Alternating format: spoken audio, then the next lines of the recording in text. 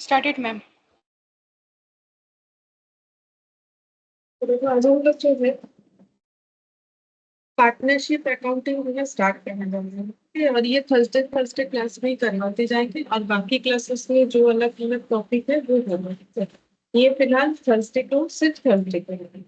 अच्छा देखो, तो पार्टनरशिप में हमें क्या क्या सीखना पड़ेगा यहाँ पे? मतलब पार्टनरशिप अकाउंटिंग में हमें यहाँ पे क्या क्या करना है? देखो पार्टनरशिप ठीक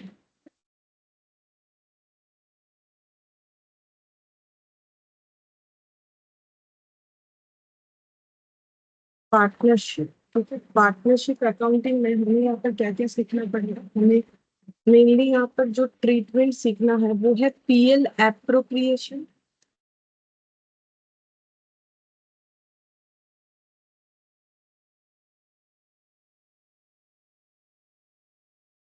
कैपिटल अकाउंट ऑफ पार्टनर,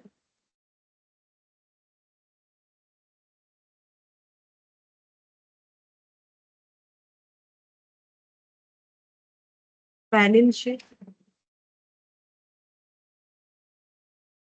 कभी कभी हमें पीएल भी बनाने दे सकता है, मतलब ऐसा वाला नहीं कि बहुत सारा आइटम दे दिया पीएल बनाओ, पीएल में कुछ मॉडिफिकेशन करने बोला फिर वो पीएल एप्रो में ट्रांसफर होगा, तो हमें कभी कभी पीएल अकाउंट भी बनाने बोल सकता है। बट वो वैसा नहीं कि बहुत सारा लिस्ट दे दिया इनकम एक्सपेंडिचर का और वो पुट करते जाना है, वैसा नहीं।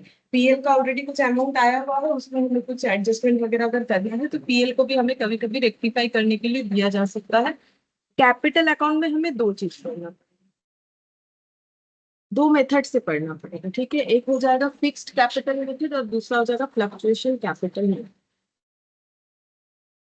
फिक्स्ड कैपिटल मेथड, इससे कैपिटल अकाउंट रेडी करना, और फ्लक्चुएशन कैपिटल मेथड, इससे कैपिटल अकाउंट रेडी करना। फिक्स्ड कैपिटल मेथड में हमें सिर्फ capital account, sorry, fixed capital method में हमें कैपिटल अकाउंट बनाना पड़ता है और दो अकाउंट बनाना पड़ेगा।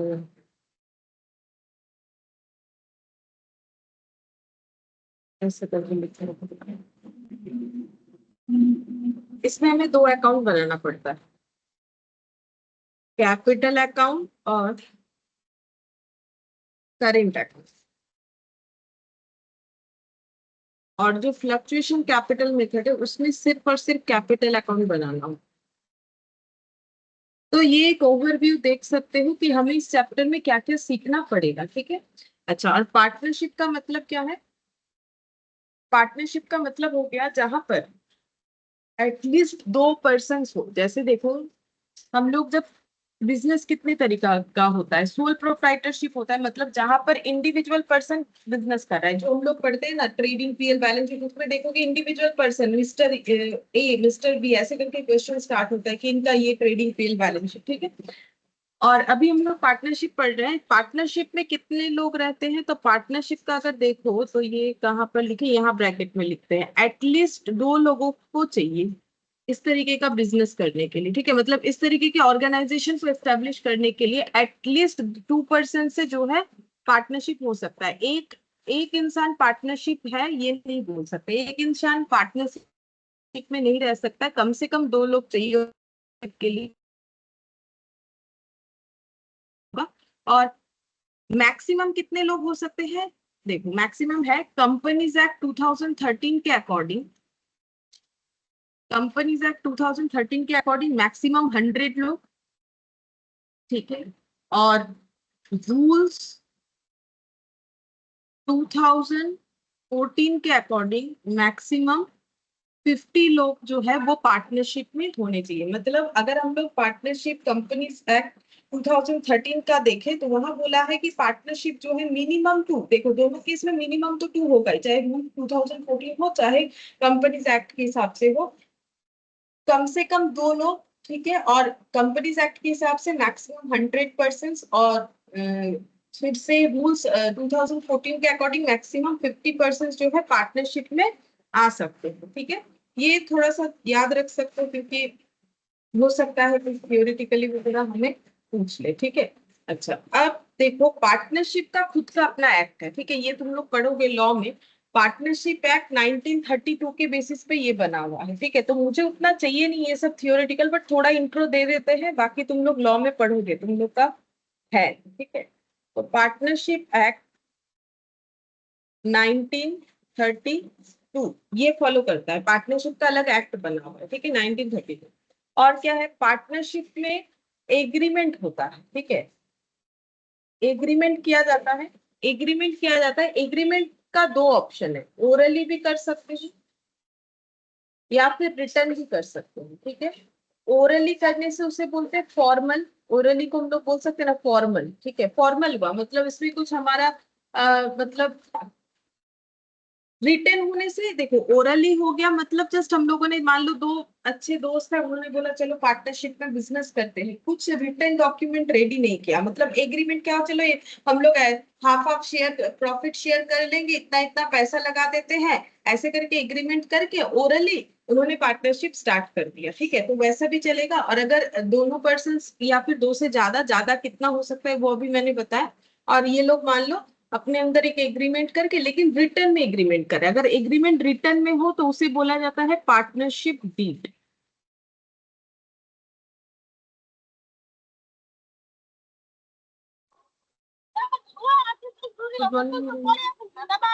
Good morning ma'am. Partnership deed but not mandatory, ठीक है। क्या मैंडेटरी नहीं है, रिटर्न में पार्टनरशिप में एग्रीमेंट करना मैंडेटरी नहीं है, ओरली भी कर सकते हो, रिटर्न में भी कर सकते हो, ठीक है। लेकिन रिटर्न करने से क्या मतलब रिटर्न एग्रीमेंट का क्या बेनिफिट होता है वो देखो, और ओरल का क्या बेनिफिट नहीं है। रिटर्न का बेनिफिट ये है कि फ्यूचर में अगर किसी तरीके का डिस्प्यूट होता है पार्टनर लोगों में, तो अगर पार्टनरशिप का डीड नहीं रहेगा तो फिर वो लोग कोर्ट तक जाके, मतलब इसमें अगर कुछ फैसला चाहते हैं कि भाई हम, कोई पार्टनर बोल रहा है मेरे साथ ये इनजस्टिस हो रहा है, तो फिर अगर वो लॉ का हेल्प लेना चाहते हैं तो उसके लिए डीड होना चाहिए, क्योंकि लॉ तो सारी चीजों में क्या चाहता है, सबूत चाहता है ना, कि भाई आपके पास डीड नहीं है, हमें कैसे पता कि आप लोग पार्टनर हो, ठीक है। तो हमें तो रिटर्न में मतलब विश्वास है, हम लोग रिटर्न के बिना कुछ काम नहीं कर सकते हैं, लॉ वही बोलता है। लॉ को कुछ भी करना है तो उसको प्रूफ चाहिए, प्रूफ तो ओरली एग्रीमेंट हुआ था उसका प्रूफ कहाँ है, वो तो हवा में है, कहाँ दिखेगा, ओरली एग्रीमेंट हो गया, ठीक है। तो रिटर्न करना पड़ेगा, रिटर्न करने से ये बेनिफिट है, बाकी जरूरी नहीं है कि पार्टनरशिप में रिटर्न एग्रीमेंट हो, ठीक है, ओरल से भी काम चलता है। लेकिन एक का ये डिसएडवांटेज है, ओरल में करने से डिसएडवांटेज ये है कि बाई चांस फ्यूचर में कोई डिस्प्यूट हो गया तो फिर उसका सोल्यूशन होना थोड़ा मुश्किल हो जाता है, ठीक है। अच्छा, और उसके बाद नेक्स्ट देखो और क्या पॉइंट बताए, और है कि sharing of profit, sharing of profit and loss, profit and loss कैसे शेयर किया जाएगा पार्टनरशिप में, इसके बारे में क्या बताया गया है। बोल रहा है कि इफ नो एग्रीमेंट, ठीक है, अगर कोई एग्रीमेंट बना नहीं है, मतलब रिटर्न का बात हो रहा है, if no agreement then equally, ठीक है, देन इक्वली जितने भी पार्टनर होंगे इक्वली प्रॉफिट या लॉस जो भी है शेयर करेंगे। लेकिन if there is an agreement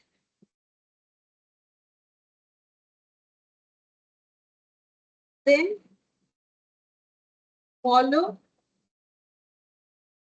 the ratio, ठीक है। अब एग्रीमेंट बनाया हुआ था, ठीक है, मतलब ये रिटर्न वाला एग्रीमेंट बना हुआ था, तो फिर एग्रीमेंट में जो लिखा हुआ है उसी को फॉलो करेंगे, मान लो लिखा हुआ है 2:3, तो 2:3 फॉलो करेंगे, ठीक है।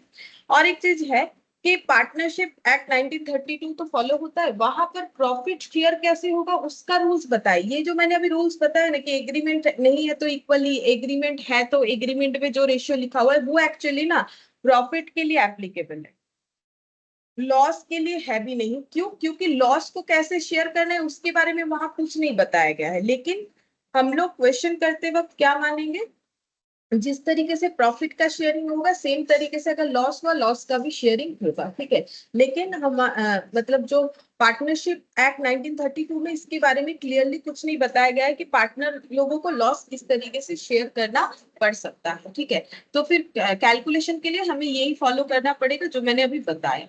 अच्छा, उसके बाद देखो यहाँ पर और एक चीज होता है म्यूचुअल एजेंसी, ठीक है।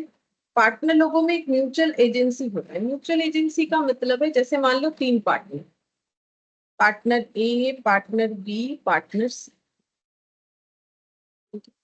अब मान लो ए पार्टनर ने कुछ बोला, ठीक है, ए पार्टनर ने जो बोला वो बी सी को फॉलो करना पड़ेगा, तो इसका मतलब ए हो गया बी और सी का प्रिंसिपल, और इन दोनों को हम लोग बोलेंगे एजेंट, ठीक है।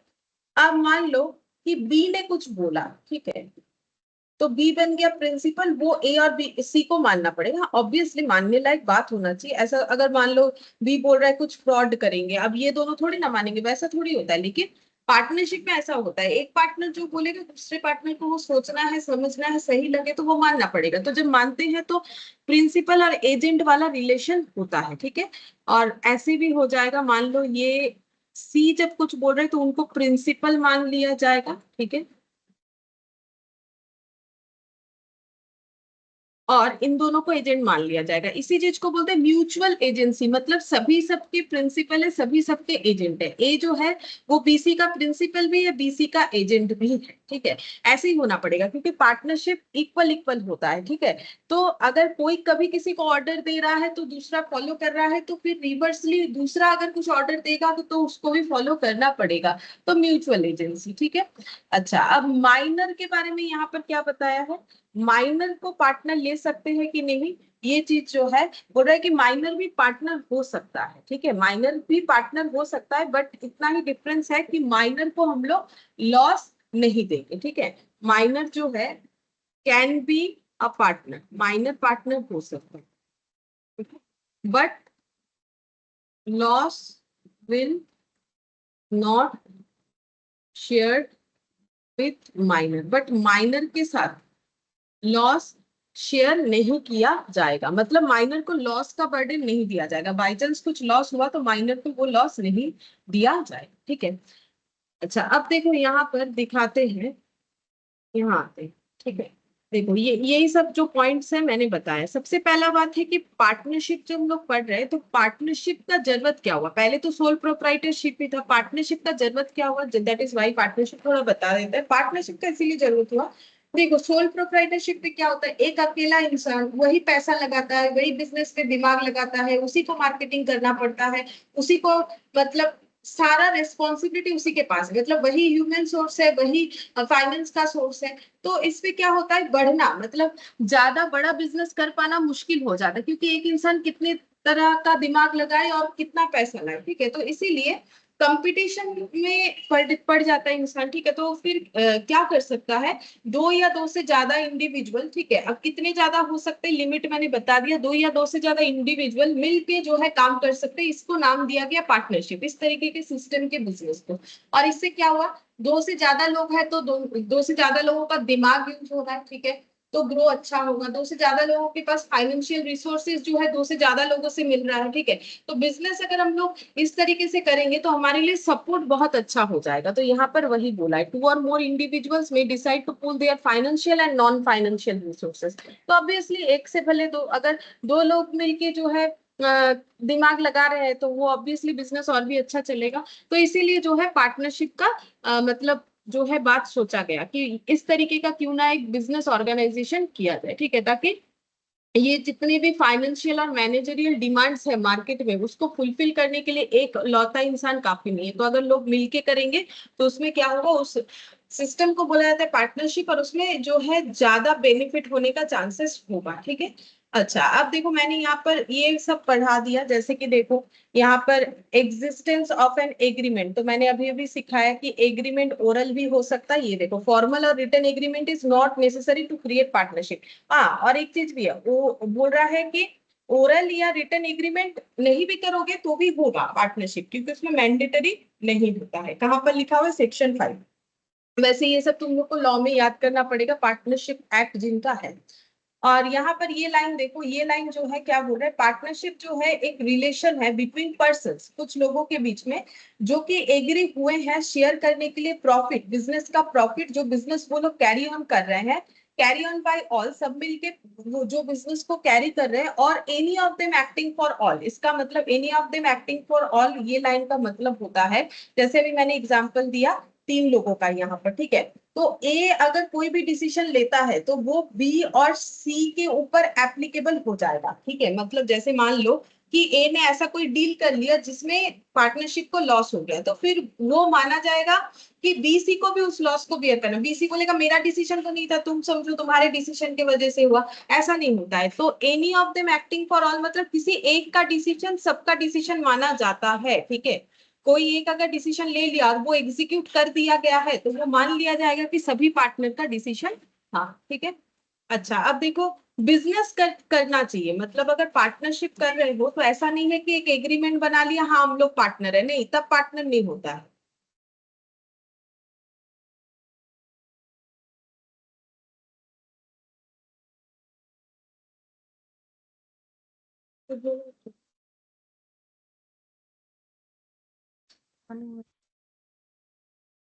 तब पार्टनरशिप नहीं होता है, ठीक है। हमें कोई बिजनेस करना चाहिए, मतलब यहाँ पर बोल रहा है कि एग्रीमेंट अकेला कोई पार्टनरशिप का प्रूफ नहीं है। एग्रीमेंट क्यों बहुत अच्छा है, क्या कोई बिजनेस कर रहे हो, अगर कर रहे हो तो फिर वो एग्रीमेंट वैलिड है, अदरवाइज नहीं है। तो partnership can exist only in business, ठीक है। Thus it is not the agreement alone which creates partnership. सिर्फ एग्रीमेंट बना लिया इसका मतलब ये नहीं कि पार्टनर हो। एक एग्रीमेंट बना लिया जिसमें लिख दिया एबीसी पार्टनर है, ये है वो है, ऐसा नहीं होता है। पार्ट बिजनेस कर रहे हो कि नहीं वो दिखाना पड़ेगा। तो यहाँ पर वही बोल रहा है, section 2 Indian partnership act 1932 only states that business includes every trade. अब बिजनेस मतलब क्या करना चाहिए, या हर तरीके का ट्रेड, ऑक्यूपेशन एंड प्रोफेशन, ये सभी को जो है बिजनेस में माना गया है पार्टनरशिप के केस में। ट्रेड यानी कोई गुड्स का बिजनेस कर रहे हो मिलके, या कोई ऑक्यूपेशन है, प्रोफेशन है, जैसे मान लो 3-4 डॉक्टर मिलके जो है पार्टनरशिप में कोई हॉस्पिटल वगैरह चला रहे हैं, ठीक है, इस तरीके से, तो फिर वो क्या है, प्रोफेशन हो गया, ठीक है। तो मतलब कुछ तो होना चाहिए, कुछ तो एक्टिविटी होना चाहिए। सिर्फ लिखा हुआ डीड में है तो ये पार्टनरशिप हो गया, ऐसा नहीं है। शेयरिंग प्रॉफिट मैंने बता दिया, ये देखो section 4 of Indian partnership act does not insist upon sharing of losses. मैंने जो भी बोला, लॉस कैसे शेयर करना है इस बारे में इन्होंने कुछ नहीं बताया है, ठीक है। और इसीलिए thus a provisions for sharing loss is not necessary. तो लॉस कैसे शेयर करना है उसके लिए कोई प्रोविजंस नहीं है, लेकिन हम लोग कैलकुलेशंस करने के लिए क्या करेंगे, जिस तरीके से प्रॉफिट को देखेंगे, शेयरिंग जिस तरीके से होता है, लॉस भी उसी तरीके से शेयर करेंगे। और प्रॉफिट शेयर कैसे होगा, प्रॉफिट शेयर होगा कि नॉर्मली कुछ नहीं बोला हुआ है एग्रीमेंट में तो इक्वली, और एग्रीमेंट बना हुआ है देन फॉलो द एग्रीमेंट, यानी एग्रीमेंट में जो रेशियोज अवेलेबल होगा। म्यूचुअल एजेंसी का मतलब मैंने बता दिया कि ये देखो वही, it means the business is to be carried on by all or any of them acting for all, ये बता दिया, ठीक है। मतलब एक ए जब कुछ बोलेगा तो बाकी लोगों को फॉलो करना पड़ेगा, ठीक है। इसका मतलब ये मान लिया जाएगा कि ए का डिसीजन जो है वो बी सी दोनों का ही डिसीजन है, ठीक है। यही चीज बोला है म्यूचुअल एजेंसी का मतलब। अच्छा फिर बोल रहा है माइनर एज ए पार्टनर, ये भी मैंने बता दिया। माइनर को हम लोग पार्टनरशिप फॉर्म में ले सकते हैं, ठीक है, लेकिन सिर्फ प्रॉफिट शेयर देंगे, ठीक है। उनको कोई लॉस का बर्डन हम लोग नहीं दे सकते हैं। फिर उसके बाद बोला है नंबर ऑफ पार्टनर्स कितना होना चाहिए, मिनिमम 2 पार्टनर होना चाहिए, क्योंकि देखो पार्टनरशिप का मतलब तो दो दो लोग नहीं हुए तो पार्टनर कैसे होगा, ठीक है। ये देखो एटलीस्ट 2 होने चाहिए।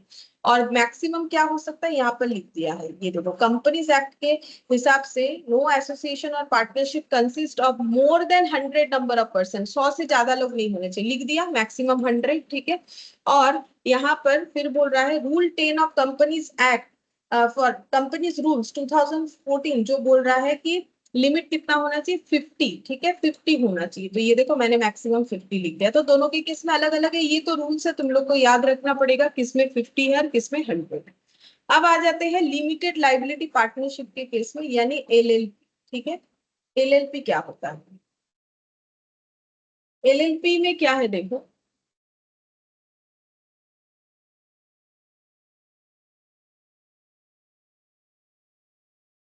एलएलपी यानी कि लिमिटेड लाइबिलिटी पार्टनरशिप, इस ये जो मतलब ये जो सिस्टम या ऑर्गेनाइज जो बना हुआ है, ये जिस तरीके से ऑर्गेनाइज किया गया है, ये कैसे किया गया है, इसमें क्या है, इसमें benefit of private limited company भी है। मतलब थोड़ा थोड़ा प्राइवेट लिमिटेड कंपनी का फीचर्स है और थोड़ा पार्टनरशिप का फीचर्स है। फ्लेक्सिबिलिटी ऑफ पार्टनरशिप, ठीक है। पार्टनरशिप जो है उसमें काफी सारा प्रॉब्लम हो रहा था। जो पार्टनरशिप एक्ट 1932 के अकॉर्डिंग पार्टनरशिप का सिस्टम बना हुआ है उसमें काफी सारा प्रॉब्लम है। सबसे बड़ा प्रॉब्लम ये होता है पार्टनरशिप में कि मान लो 3 पार्टनर थे और वो पार्टनरशिप बिजनेस कर रहे थे और उनका बिजनेस जो है खराब चलने लगा, लॉस पे लॉस होने लगा। वो सोच रहे कि बिजनेस को बेच देंगे, ठीक है, मतलब बंद कर देंगे इसको, सोचो डिसोल्यूशन, तो बंद कर देंगे। लेकिन मार्केट में जो भी उधारी है वो तो उन्हें पे ऑफ करना पड़ेगा। अब जितना बिजनेस का मान लो एसेट वगैरह था, बेच के पैसा जो भी मिला वो देने के बाद भी मान लो मार्केट में जो लाइबिलिटी है वो पे ऑफ नहीं कर पाए, तो उनको अपना पर्सनल एसेट बेचना पड़ेगा। ये सबसे बड़ा प्रॉब्लम था, ठीक है, पर्सनल एसेट बेचना पड़ेगा। क्योंकि पार्टनरशिप में पार्टनर और पार्टनरशिप एक ही माना जाता है, ठीक है, जैसे कंपनी के केस में नहीं होता है। पार्टनरशिप पे जो पार्टनर है वही पार्टनरशिप फर्म है, लेकिन कंपनी के केस में जो कंपनी के मेंबर्स है, शेयर होल्डर्स है, और जो कंपनी है वो एक नहीं माना जाता है, ठीक है, वो एक नहीं माना जाता। इसीलिए देखोगे कंपनी के कुछ भी, कंपनी से कुछ खरीदते हो, कोई कंपनी वाला प्रोडक्ट मतलब ब्रांडेड कुछ जिसको बोलते हैं ना, मतलब जो कंपनी है, बड़ा ऑर्गेनाइजेशन है, तो उनके साथ कोई भी एग्रीमेंट होता है किसी का, तो देखोगे कंपनी के नाम का स्टैंप या सील लगता है, ठीक है, उससे एग्रीमेंट होता है, किसी मेंबर के नाम से नहीं होता है कि इस कंपनी का हुआ, ठीक है। तो इसीलिए कंपनी के केस में क्या होता है ना, कंपनी के मेंबर और कंपनी को अलग माना जाता है। लेकिन कंपनी कोई इंसान नहीं है कि वो कोई गलत काम करे। अगर कोई कंपनी फ्रॉडुलेंट एक्टिविटी कर रही है तो फिर क्या माना जाएगा कि कंपनी के मेंबर ही कर रहे हैं, ठीक है। अब वो जो भी कर रहा हो, ठीक है, पर्टिकुलर कोई भी पर्सन कर रहा हो, क्योंकि कंपनी कोई इंसान तो है नहीं कि वो चल फिर के कुछ गलत काम कर देगी, ठीक है, तो उसको बोलते हैं lifting of corporate veil. Normally company और कंपनी के मेंबर को अलग माना जाता है और उनके बीच में एक वेल है, यानी पर्दा, ऐसे माना जाता है। लेकिन अगर कुछ फ्रॉडुलेंट एक्टिविटी या कुछ ऐसा देखा गया तो फिर वो वेल को लिफ्ट किया जाता है, लिफ्टिंग ऑफ कॉर्पोरेट वेल। ये सब तुम लोग कंपनी लॉ में पढ़े होगे, ठीक है, या फिर जिनका नहीं हुआ है पढ़ोगे फ्यूचर में। तो इसीलिए बेनिफिट ऑफ प्राइवेट लिमिटेड मतलब कंपनी का जो भी बेनिफिट्स है उसको लिया गया और पार्टनरशिप का जो भी फ्लेक्सिबिलिटी है उसको लिया गया, लेके एलएलपी को बनाया गया ताकि पार्टनरशिप का जो भी ड्रॉबैक था वो थोड़ा ओवरकम हो सके। तो यहाँ पर ये जो डिफरेंस है हम बता देते हैं, क्योंकि अगर थियोरेटिकली आ गया, अगर थ्योरी टच करते हो, बाई चांस क्वेश्चन टच नहीं कर पाते हो, तो हो सकता है कि पूछ ले कि पार्टनरशिप और जो एलएलपी है उसमें डिफरेंसेस क्या है। तो सबसे पहला डिफरेंस है कि ये पार्टनरशिप एक्ट 1932 को फॉलो करके बना हुआ है, ठीक है, और ये जो एलएलपी है ये एलएलपी 2008 को फॉलो करता है। मतलब इसका एक्ट है 2008, ये एक्ट है अंडर पार्टनरशिप एक्ट 1932, ठीक है। अच्छा, रजिस्ट्रेशन ऑप्शनल है, इसमें रजिस्ट्रेशन कंपल्सन है विद आरओसी। तो ये तो देखो नॉर्मल सा बात है, क्यों, क्योंकि अभी मैंने बोला पार्टनरशिप में एग्रीमेंट करना ही ऑप्शनल है, करो या ना करो। तो जब एग्रीमेंट ओरली भी चलेगा, अब ओरल एग्रीमेंट का थोड़ी ना कोई रजिस्ट्रेशन होगा, ये तो पॉसिबल है नहीं, ठीक है, तो इसलिए बोला ऑप्शनल। ओरल एग्रीमेंट हुआ तो रजिस्ट्रेशन ऑप्शनल हो गया, ठीक है। और नहीं भी करवाओगे, अगर मान लो कि रिटर्न एग्रीमेंट भी करते हो तब भी अगर नहीं करवाओगे तो नहीं करवा सकते, ऑप्शनल है, करवाओ नहीं करवाओ अपना मन है, अपने बिजनेस को रजिस्टर करवाना है कि नहीं करवा। लेकिन अगर एलएलपी हो, क्योंकि उसमें कंपनी का फीचर्स डाला गया है, अभी मैंने बोला प्राइवेट लिमिटेड, तो फिर क्या करना है, कंपलसरी विद आरओसी है, आरओसी के साथ जो है रजिस्ट्रेशन करना पड़ेगा आरओसी के पास, ठीक है। तो रजिस्ट्रेशन तो आरओसी के पास ही होता है। क्रिएशन देखो, पार्टनरशिप एग्रीमेंट के थ्रू से क्रिएट हो सकता है, लेकिन एलएलपी लॉ के थ्रू से क्रिएट होता है। एग्रीमेंट का मतलब क्या है, एग्रीमेंट का मतलब है कि देखो जैसे किसी ने कुछ ऑफर किया, उसने वो एक्सेप्ट किया, तो वो एग्रीमेंट हुआ ना, ऑफर प्लस एक्सेप्टेंस तो एग्रीमेंट होता है, तुम लोग लॉ में पढ़ते हो, ठीक है। अब उसको अगर लॉफुली एग्जीक्यूट करे तो वो कॉन्ट्रैक्ट बनता है। तो यहाँ पर बोल रहा है कि पार्टनरशिप तो एग्रीमेंट के थ्रू से ही बन जाता है। दो अच्छे दोस्त थे तो दोनों ने एक दूसरे को ऑफर किया, या फिर कोई एक दोस्त दूसरे को ऑफर किया, चलो पार्टनरशिप करते हैं, ये बिजनेस करते हैं, ठीक है, तो ये एग्रीमेंट के थ्रू से बन जाएगा। बट ये लॉ के थ्रू से बनेगा, मतलब यहाँ पर लॉ एप्लीकेबल होगा, सिर्फ ओरल एग्रीमेंट से या रिटर्न एग्रीमेंट से नहीं, उसमें लॉफुली मतलब उसको कॉन्ट्रैक्ट बनाना पड़ेगा। फिर बोल रहा है बॉडी कॉर्पोरेट। ये देखो बॉडी कॉर्पोरेट का मतलब क्या होता है, कॉर्पोरेट का मतलब कंपनी, ठीक है, इसमें कोई कंपनी का फीचर्स नहीं है पार्टनरशिप में, लेकिन एलएलपी में है। मैंने बोला ना प्राइवेट लिमिटेड कंपनी, तो ये नो और ये yes. Separate legal entity, separate legal entity का मतलब जो मैंने अभी थोड़ी देर पहले बोला था, lifting of corporate veil. Separate legal entity का मतलब है कि कंपनी और कंपनी के मेंबर को अलग माना जाता है, जबकि पार्टनर और पार्टनरशिप को अलग नहीं माना जाता। इसीलिए सेपरेट लीगल एंटिटी वाला फीचर्स पार्टनरशिप में फॉलो नहीं होता है, जबकि एलएलपी में फॉलो होगा। परपिचुअल सक्सेशन, परपिचुअल सक्सेशन का मतलब है कि बिजनेस चलता ही जाएगा, जब तक वो डिसोल्यूशन हो जाता है तो अलग बात है, लेकिन कोई आया गया मरा उससे कोई फर्क नहीं पड़ेगा, बिजनेस चलता जाएगा। मतलब मान लो जैसे पार्टनरशिप पे, लेकिन ऐसा नहीं होगा। मतलब मान लो कि 3 पार्टनर थे, एक पार्टनर का डेथ हो गया, ठीक है, या फिर वो रिटायर हो गया, तो इसका मतलब ये नहीं है कि देखो यहाँ पर बोला है partnership do not have perpetual succession. अच्छा, पार्टनरशिप जो है वो चलता ही जाएगा ऐसा नहीं है। मान लो 2-3 पार्टनर थी, ठीक है, एक पार्टनर का डेथ हो गया या वो रिटायर कर गया, तो वो पार्टनरशिप बंद हो जाता है। कुछ लोगों को ऐसा तो नहीं होता है, कोई पार्टनर चाहे तो कंटिन्यू बिजनेस तो कर सकता है। हम लोगों ने ऐसा क्वेश्चन सॉल्व कर रखा है 12 में, सही बात है, लेकिन उसको दोबारा न्यू एग्रीमेंट करना पड़ेगा। पहले एबीसी के नाम का था, फिर ए बी, अगर मान लो सी का कुछ प्रॉब्लम हुआ, वो चला गया या डेथ हुआ, तो ए बी बिजनेस आगे बढ़ा सकते हैं, बट न्यू एग्रीमेंट बनेगा, ठीक है, पुराने पे नहीं चलेगा। इसीलिए बोलते हैं परपेचुअल सक्सेशन नहीं। तो एबीसी वाला जो सिनेरियो था वो खत्म, अब एबी वाला हो सकता है। और लेकिन जो कंपनी है, मतलब जो एलएलपी है जिसमें कंपनी का फीचर्स है वो, लेकिन उसका परपेचुअल सक्सेशन है। क्यों? क्योंकि कंपनी का परपेचुअल सक्सेशन होता है, कोई आया गया, किसी का कुछ भी हुआ, बिजनेस अपना चलता ही जाएगा, उसको अलग से फिर से नया नहीं, मतलब नया कोई एग्रीमेंट वगैरह नहीं बनाना पड़ता है। तो it has perpetual succession and individual partners में कम एंड गो, कोई आया कोई गया कोई फर्क नहीं पड़ता है, वो जैसा था अपना चलता जाएगा, ठीक है। कोई एडिशन हुआ कोई डिलीशन हुआ, मतलब पर्सन, कोई फर्क नहीं पड़ता। Number of partner minimum 2 maximum 50 लिखा है, तो ये जो 50 लिखा है ये इसको इन्होंने ये रूल्स 14 को फॉलो करके ये वाला लिखा हुआ है।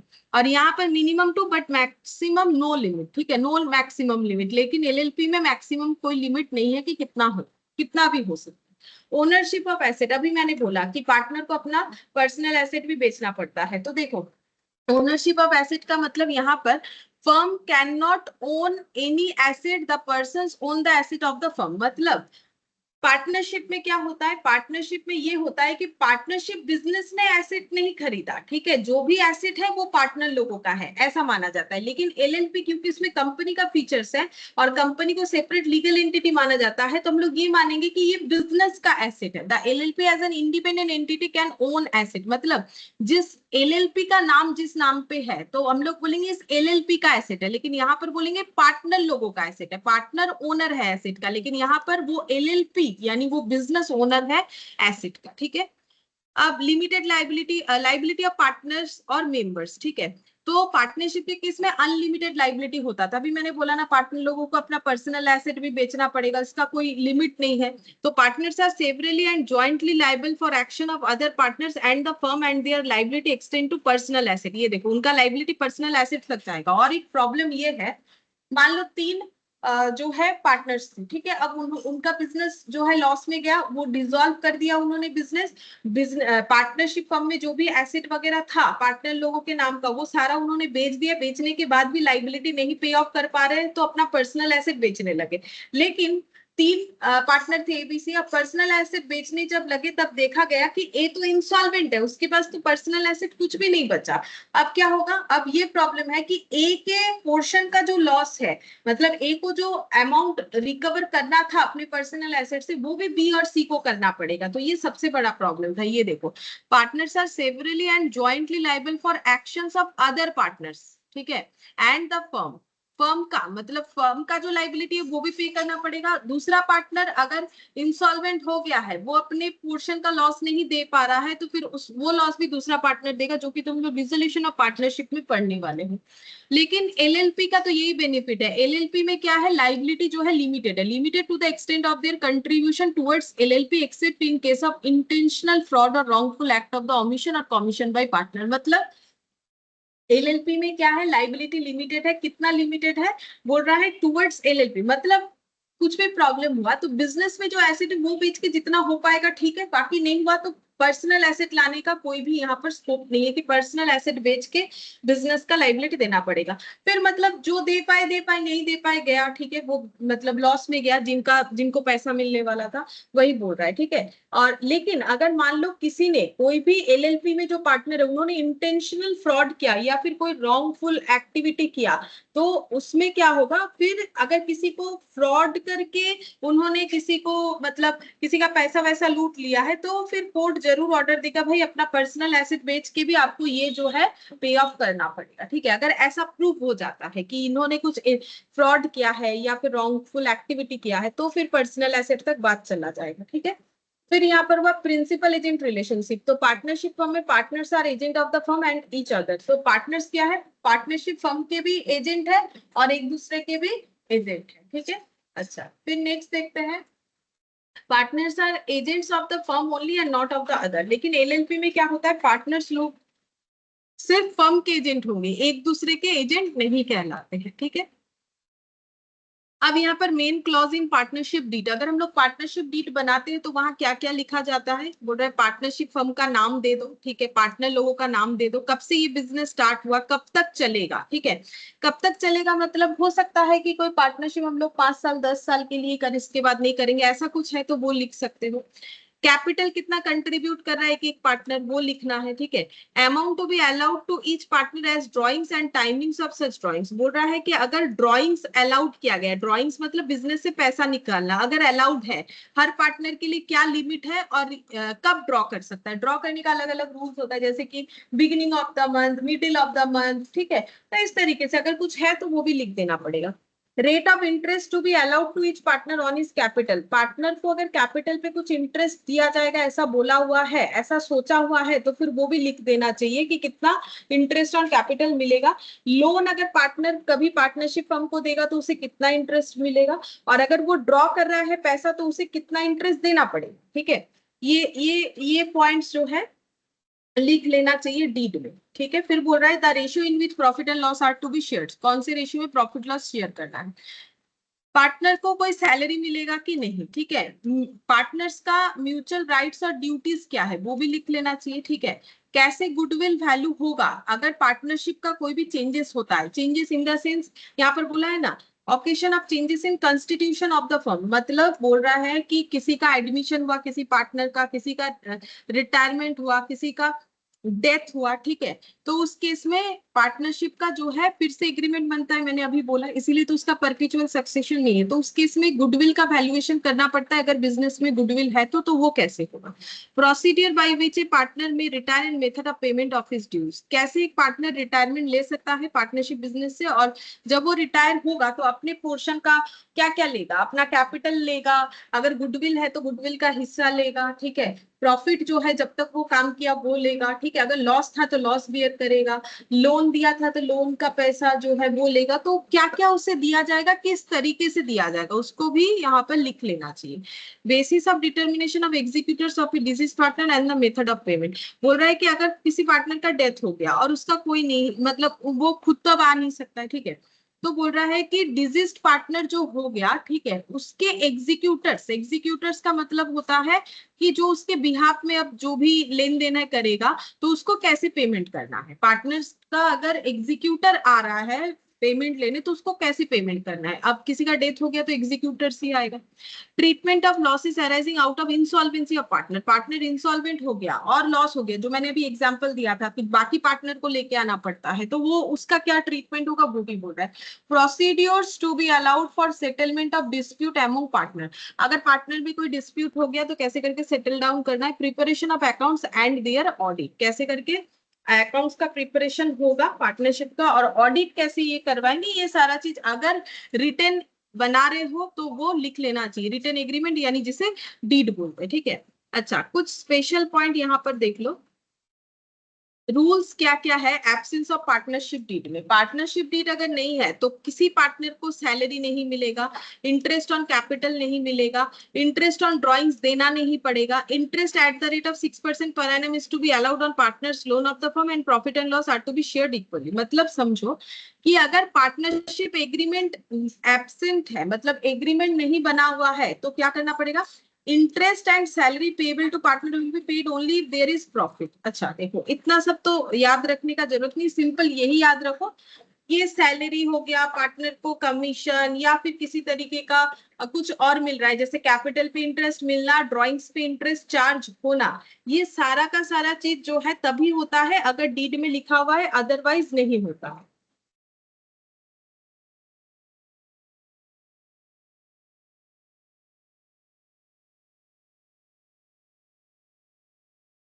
अदरवाइज नहीं होता है, ठीक है। सिर्फ एक ऐसा, दो ऐसा चीज है जो डीड बना हुआ हो या ना बना हुआ हो वो कैसे काम करेगा, देखो यहाँ पर हम लिख देते हैं।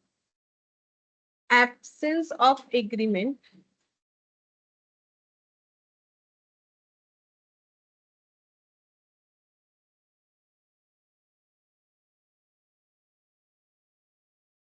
अगर एग्रीमेंट बना हुआ नहीं है तो क्या फॉलो करना पड़ेगा?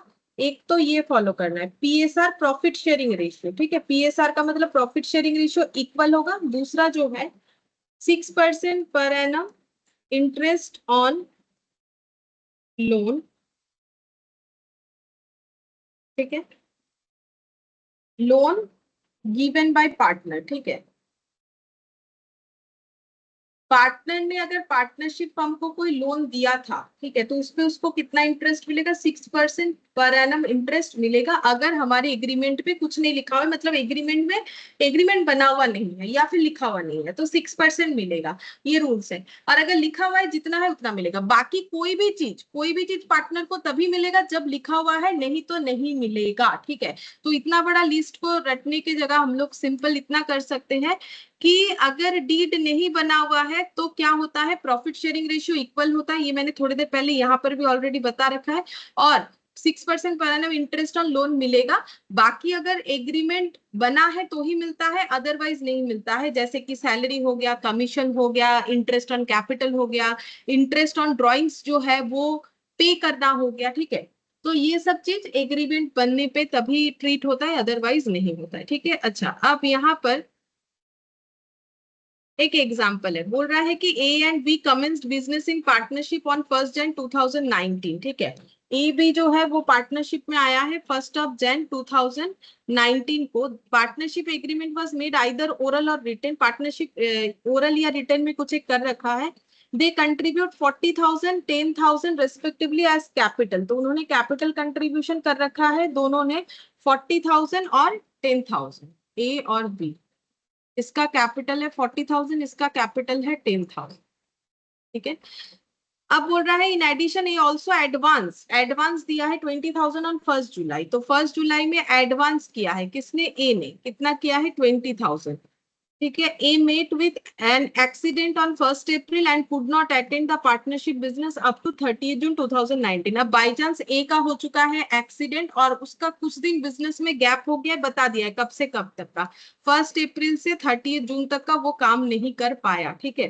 The profits for the year ended 31 December amounted to 50,600। मतलब उस साल के एंड में प्रॉफिट कितना हुआ? ये पूरे साल के एंड में प्रॉफिट जो है वो हो रहा है हम लोग का 50,600। Dispute having been arise between them for sharing the profits. Profit sharing को लेके उनके अंदर कुछ डिस्प्यूट देखा गया। पहला है, ए ने क्या क्लेम किया है? बोल रहा है ही should be given interest 10% per annum on capital and loan.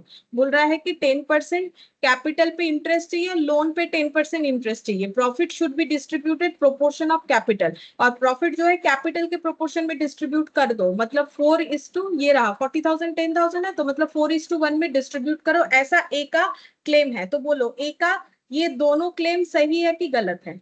अभी तक जो भी इतना मैंने बकबक किया उसके हिसाब से ही बोलना है। ये सब आंसर मुझे हर बार मिलता है, इतना हम बोल सकते हैं। पुराने क्लासेस तुम लोग देख लेना, सभी कोई आंसर देते हैं। आई होप कि तुम लोग भी दोगे, बोलो। क्योंकि ये कुछ क्वेश्चन कैलकुलेशंस थोड़ी ना है, ये तो अभी जो पढ़ा वही है, बोलो। सॉरी मैम, थोड़ा क्वेश्चन दोबारा बोलिए। हाँ बोलो। नो इंटरेस्ट कैलकुलेटेड, 6% इंटरेस्ट होगा। अच्छा, इंटरेस्ट 6% किस पे होगा? मतलब दो चीज है इंटरेस्ट का, देखो लोन और कैपिटल दोनों पे वो बोल रहा है मुझे 10% दे दो, तब इंटरेस्ट एंड लोन होले সেটা 6% হবে। और कैपिटल का কোনো इंटरेस्ट হবে। ये वाला लोन पे इंटरेस्ट 6% होगा, ठीक है। ये 10% डिमांड कर रहा है, ये पॉसिबल नहीं है, ठीक है। और ये कैपिटल पे नो इंटरेस्ट होगा। क्यों? क्योंकि कोई एग्रीमेंट बना हुआ नहीं है। अगर डीड बना हुआ नहीं है तो कैपिटल पे इंटरेस्ट कभी नहीं मिल सकता है, ठीक है। क्योंकि डीड बनने पे ही ये सारे चीज जो है एप्लीकेबल होते हैं। बस दो ही चीज बिना डीड के एप्लीकेबल होता है, एक होता है 6% लोन पे इंटरेस्ट और equal sharing profit and losses, ठीक है। तो इसका मतलब एक का ये दोनों क्लेम बेकार है। उसके बाद profit should B distributed among sorry in proportion of capital, क्या ये क्लेम ठीक है?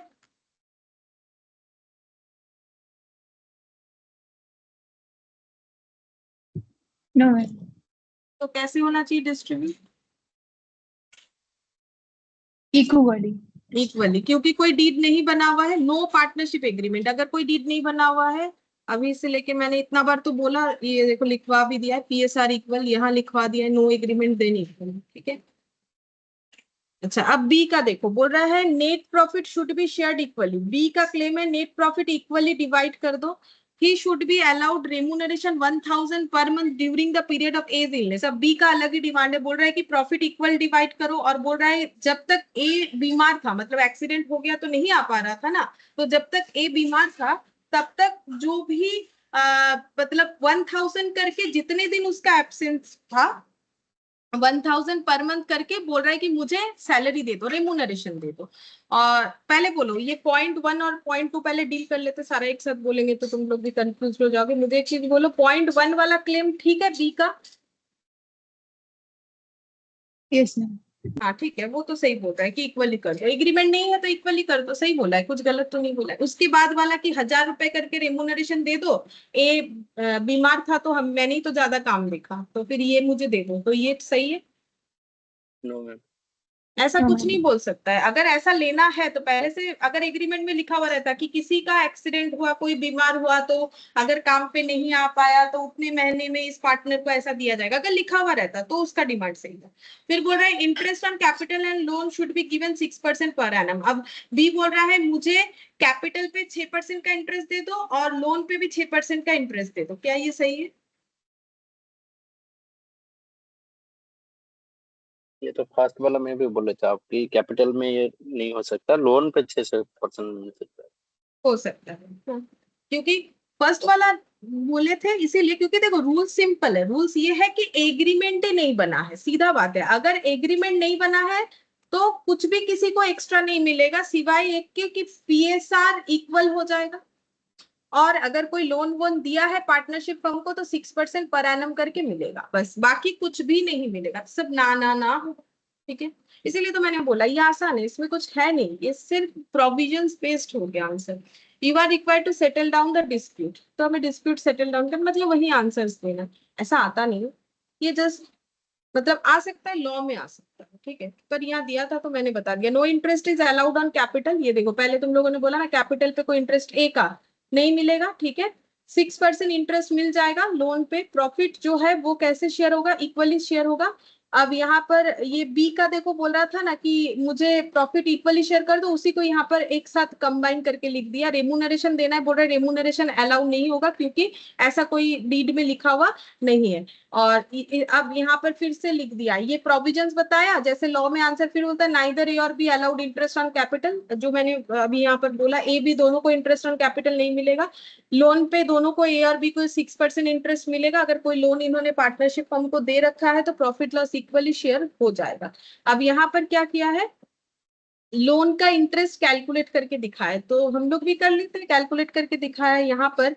देखो तब किसने क्या लोन दिया है, यहाँ देखो ए ने एडवांस किया है 20,000 1 जुलाई को, तो 1 जुलाई यानी 7 को अगर ए ने 20,000 का लोन दिया है तो पूरे साल के एंड में, क्योंकि जब फाइनेंशियल ईयर एंड होगा तभी ना कैलकुलेट करेंगे कि इंटरेस्ट कितना होगा, 31 दिसंबर तक का इंटरेस्ट कितना होगा, बोलो। ये इन्होंने कैलकुलेट किया है तो हम लोग भी कर सकते, बोलो कितना होगा।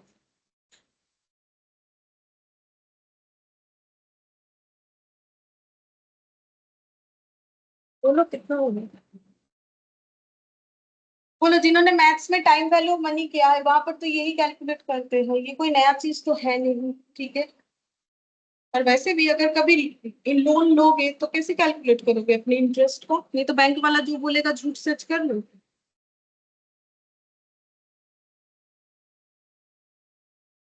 200. ठीक हो रहे लो 200, चलो कैसे आएगा? 20,000 আর 6 months এ যেহেতু ছিল আর 6% ইন্টারেস্ট।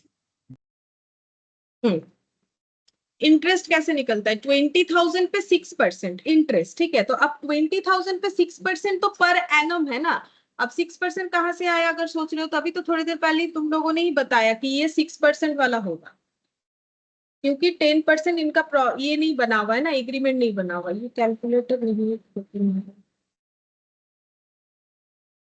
ये पूरा ही हैंग है।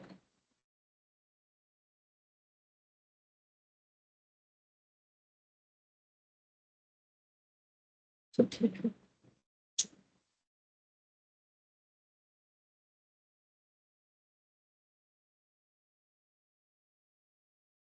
यहाँ पर स्टिक लगाना।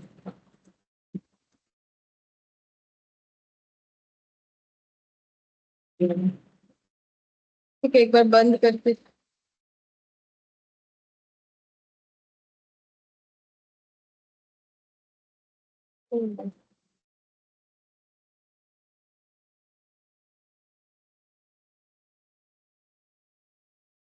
ठीक है। तो देखो 20,000 का लोन अमाउंट था, 6% करने से जितना आता है वो 1 साल का होगा, क्योंकि 6% पर एनम है। कैलकुलेटर अब जाके अच्छा ये देखो, हम ये कहना चाह रहे हैं जब 20,000 होता है उस पे 6% होगा, तो ये हो गया हम लोग का 1200। ठीक है, तो ये पूरे साल का हुआ।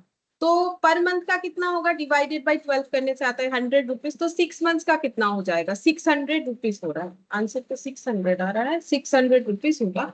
और ये 6 मंथ्स कहाँ से आए, 1 जुलाई को लोन दिया था, तो जुलाई से लेकर दिसंबर काउंट कर लो। जुलाई 1 तारीख था, तो जुलाई अगस्त सितंबर अक्टूबर नवंबर दिसंबर, ये हो। ठीक है, ये हो जाएगा लोन का अमाउंट।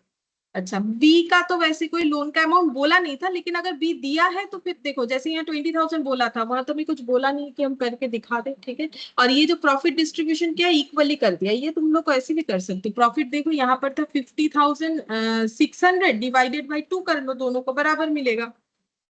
ओ अच्छा, वैसे नहीं मिलेगा। देखो प्रॉफिट कितना हुआ है, 50,600। पीएल एप्रोप्रिएशन बनाएंगे। ठीक है, तो यहाँ पर लिखेंगे बाई नेट प्रॉफिट 50,600। ये क्वेश्चन हमें बोल रहा है इतना प्रॉफिट हुआ। अब इस प्रॉफिट से ही क्या देना पड़ेगा, पार्टनर को लोन का इंटरेस्ट। किसको, ए को। To A's interest on loan. ठीक है, इंटरेस्ट ऑन लोन कितना आ गया, 600। बचा कितना, फिर 50,000। अब ये 50,000 प्रॉफिट पार्टनर लोगों में डिस्ट्रीब्यूट हो जाएगा, टू एज प्रॉफिट टू बीस प्रॉफिट बोल के। ठीक है, प्रॉफिट को ऐसे पाई साइन, ये पाई साइन होता है, इससे हम लोग डिनोट कर सकते हैं। 25,000 और 25,000 करके ये प्रॉफिट हो गया। अब ये पीएल एप्रो क्या होता है, तो देखो आज स्टार्टिंग में ही मैंने लिखवाया है इसको, PL appro.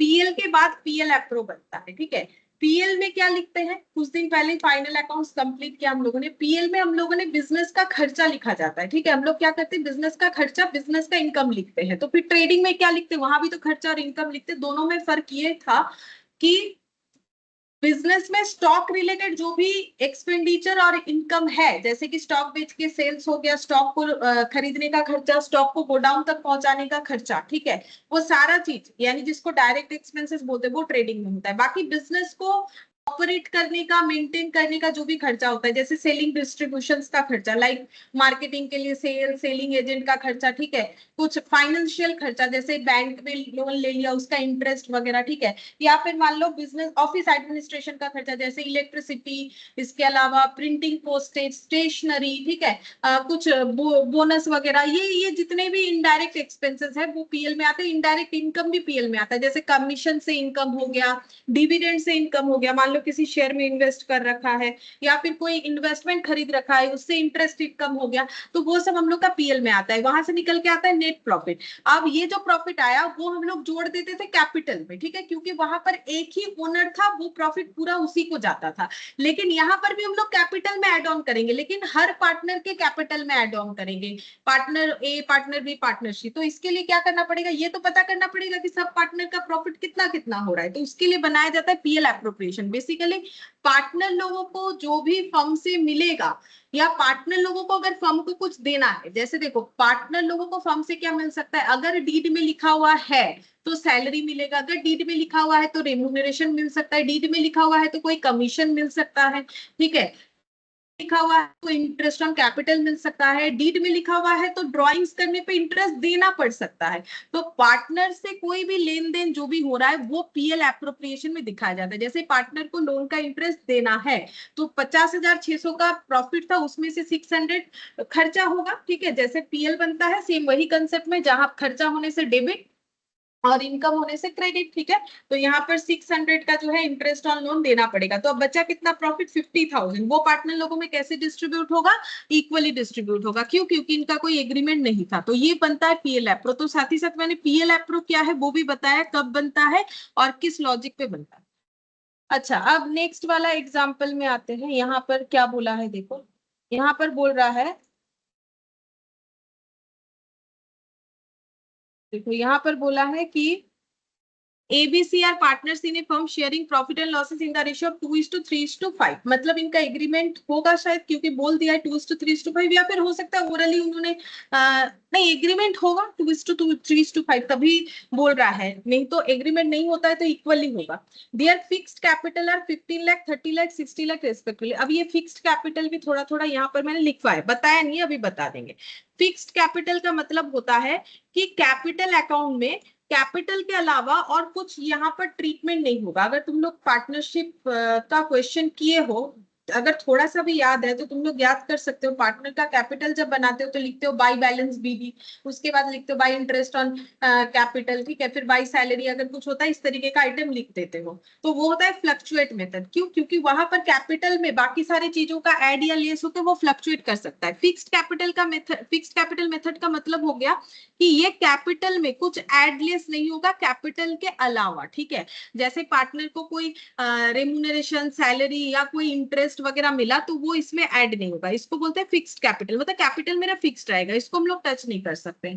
For the year 2019 interest on capital was credited to them 12% instead of 10%, pass the necessary adjustment entry. ठीक है, यहाँ पर हमें बोला है मेन चीज ये देखना है कि इन्होंने 2019 में क्या किया था, इंटरेस्ट अर्न किया था कैपिटल पे, ठीक है, जो कि क्रेडिट हुआ है उन पे 12% करके, जबकि होना चाहिए था 10% करके, पास नेसेसरी एडजस्ट, मतलब गलत हो गया है। जो रेक्टिफिकेशन होता है ना वैसा, मतलब जिन्होंने ये डिस्ट्रीब्यूट किया, जिन्होंने भी ये काउंटिंग किया, उनको करना चाहिए था 12%, बट उन्होंने कर दिया है 10%। तो बोलो पार्टनर लोगों को इंटरेस्ट ऑन कैपिटल जो मिला वो कम मिल गया कि ज्यादा मिल गया, मतलब गलती से ज्यादा मिला कि कम मिला, और कितना ज्यादा या कम मिला बोलो।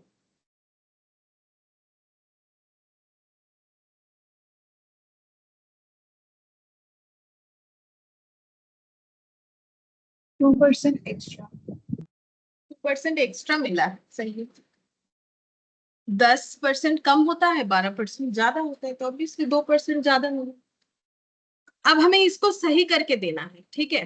तो सही कैसे करेंगे, प्रॉब्लम क्या है देखो, प्रॉब्लम कुछ ऐसा बना है। हम इसको ऐसे समझाने का कोशिश करते हैं। ये जो डिस्ट्रीब्यूशन है ये पीएल एप्रो बना के किया होगा, जिसने भी किया है, चाहे उनके अकाउंटेंट ने किया हो या पार्टनर में से ही किसी ने किया हो, गलती जो किया है। अब मान लो पूरा प्रॉफिट था, बोला तो नहीं कितना था, मान लेते हैं 100%।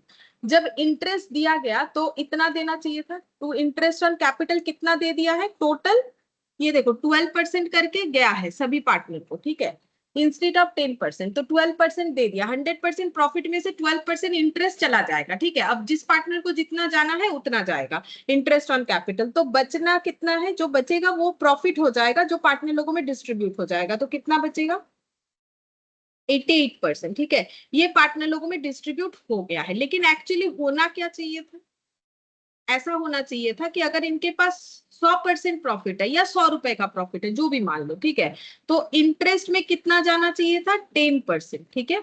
और प्रॉफिट में कितना जाना चाहिए था, जो प्रॉफिट का डिस्ट्रीब्यूशन होता उसमें जाना चाहिए था, यहाँ पर ये देखो 90%। तो पार्टनर लोगों को जो मिल रहा है उसमें कोई, मतलब देखो उसमें अगर ऐसे देखोगे तो ये देखो टोटल में फर्म का कोई प्रॉब्लम नहीं है, फर्म का तो वही 12% गया और बाकी 88% पार्टनर लोगों को चला जाएगा, क्योंकि वैसे ही पार्टनरशिप फर्म में पार्टनर और पार्टनरशिप फर्म तो अलग होता नहीं है पार्टनरशिप में। लेकिन यहाँ डिस्ट्रीब्यूशन गलत हो चुका है। क्या हुआ है, जहां पर 88% का प्रॉफिट डिस्ट्रीब्यूट हुआ है वहां 90% प्रॉफिट डिस्ट्रीब्यूट होना चाहिए था, और कैपिटल पे इंटरेस्ट जहां 12% डिस्ट्रीब्यूट हुआ है वहां वो 10% होना चाहिए था, ठीक है। ये जो डिफरेंसेस है ये हमें ठीक करना पड़ेगा, ठीक है। तो कैसे ठीक करेंगे, तो देखो यहाँ पर सबसे पहले लिख लेते हैं कि कितना इंटरेस्ट होगा, ठीक है। तो यहाँ पर लिखते हैं पर्टिकुलर्स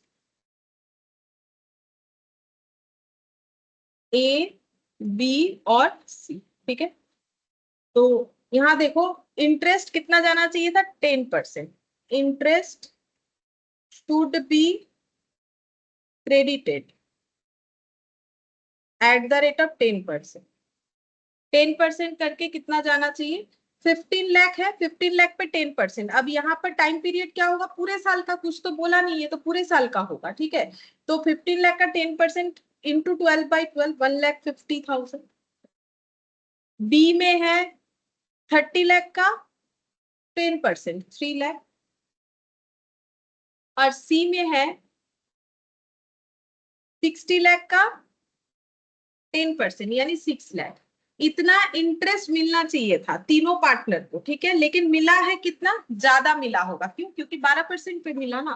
तो interest credited already eight the rate of 12%, ठीक है। अब 12% बेसिस पे हुआ है तो कितना हुआ है? तो 15 लाख का 12% देखो कितना, 1,80,000।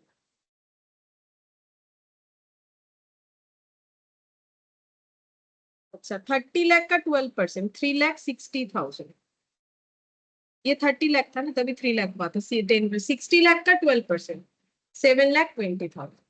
अच्छा, अब मुझे एक चीज बोलो कि ए को इंटरेस्ट मिलना चाहिए था 1,50,000, 10% के हिसाब से मिला है 1,80,000। तो ए को इंटरेस्ट ज्यादा दे दिया है गलती से कि कम दिया है?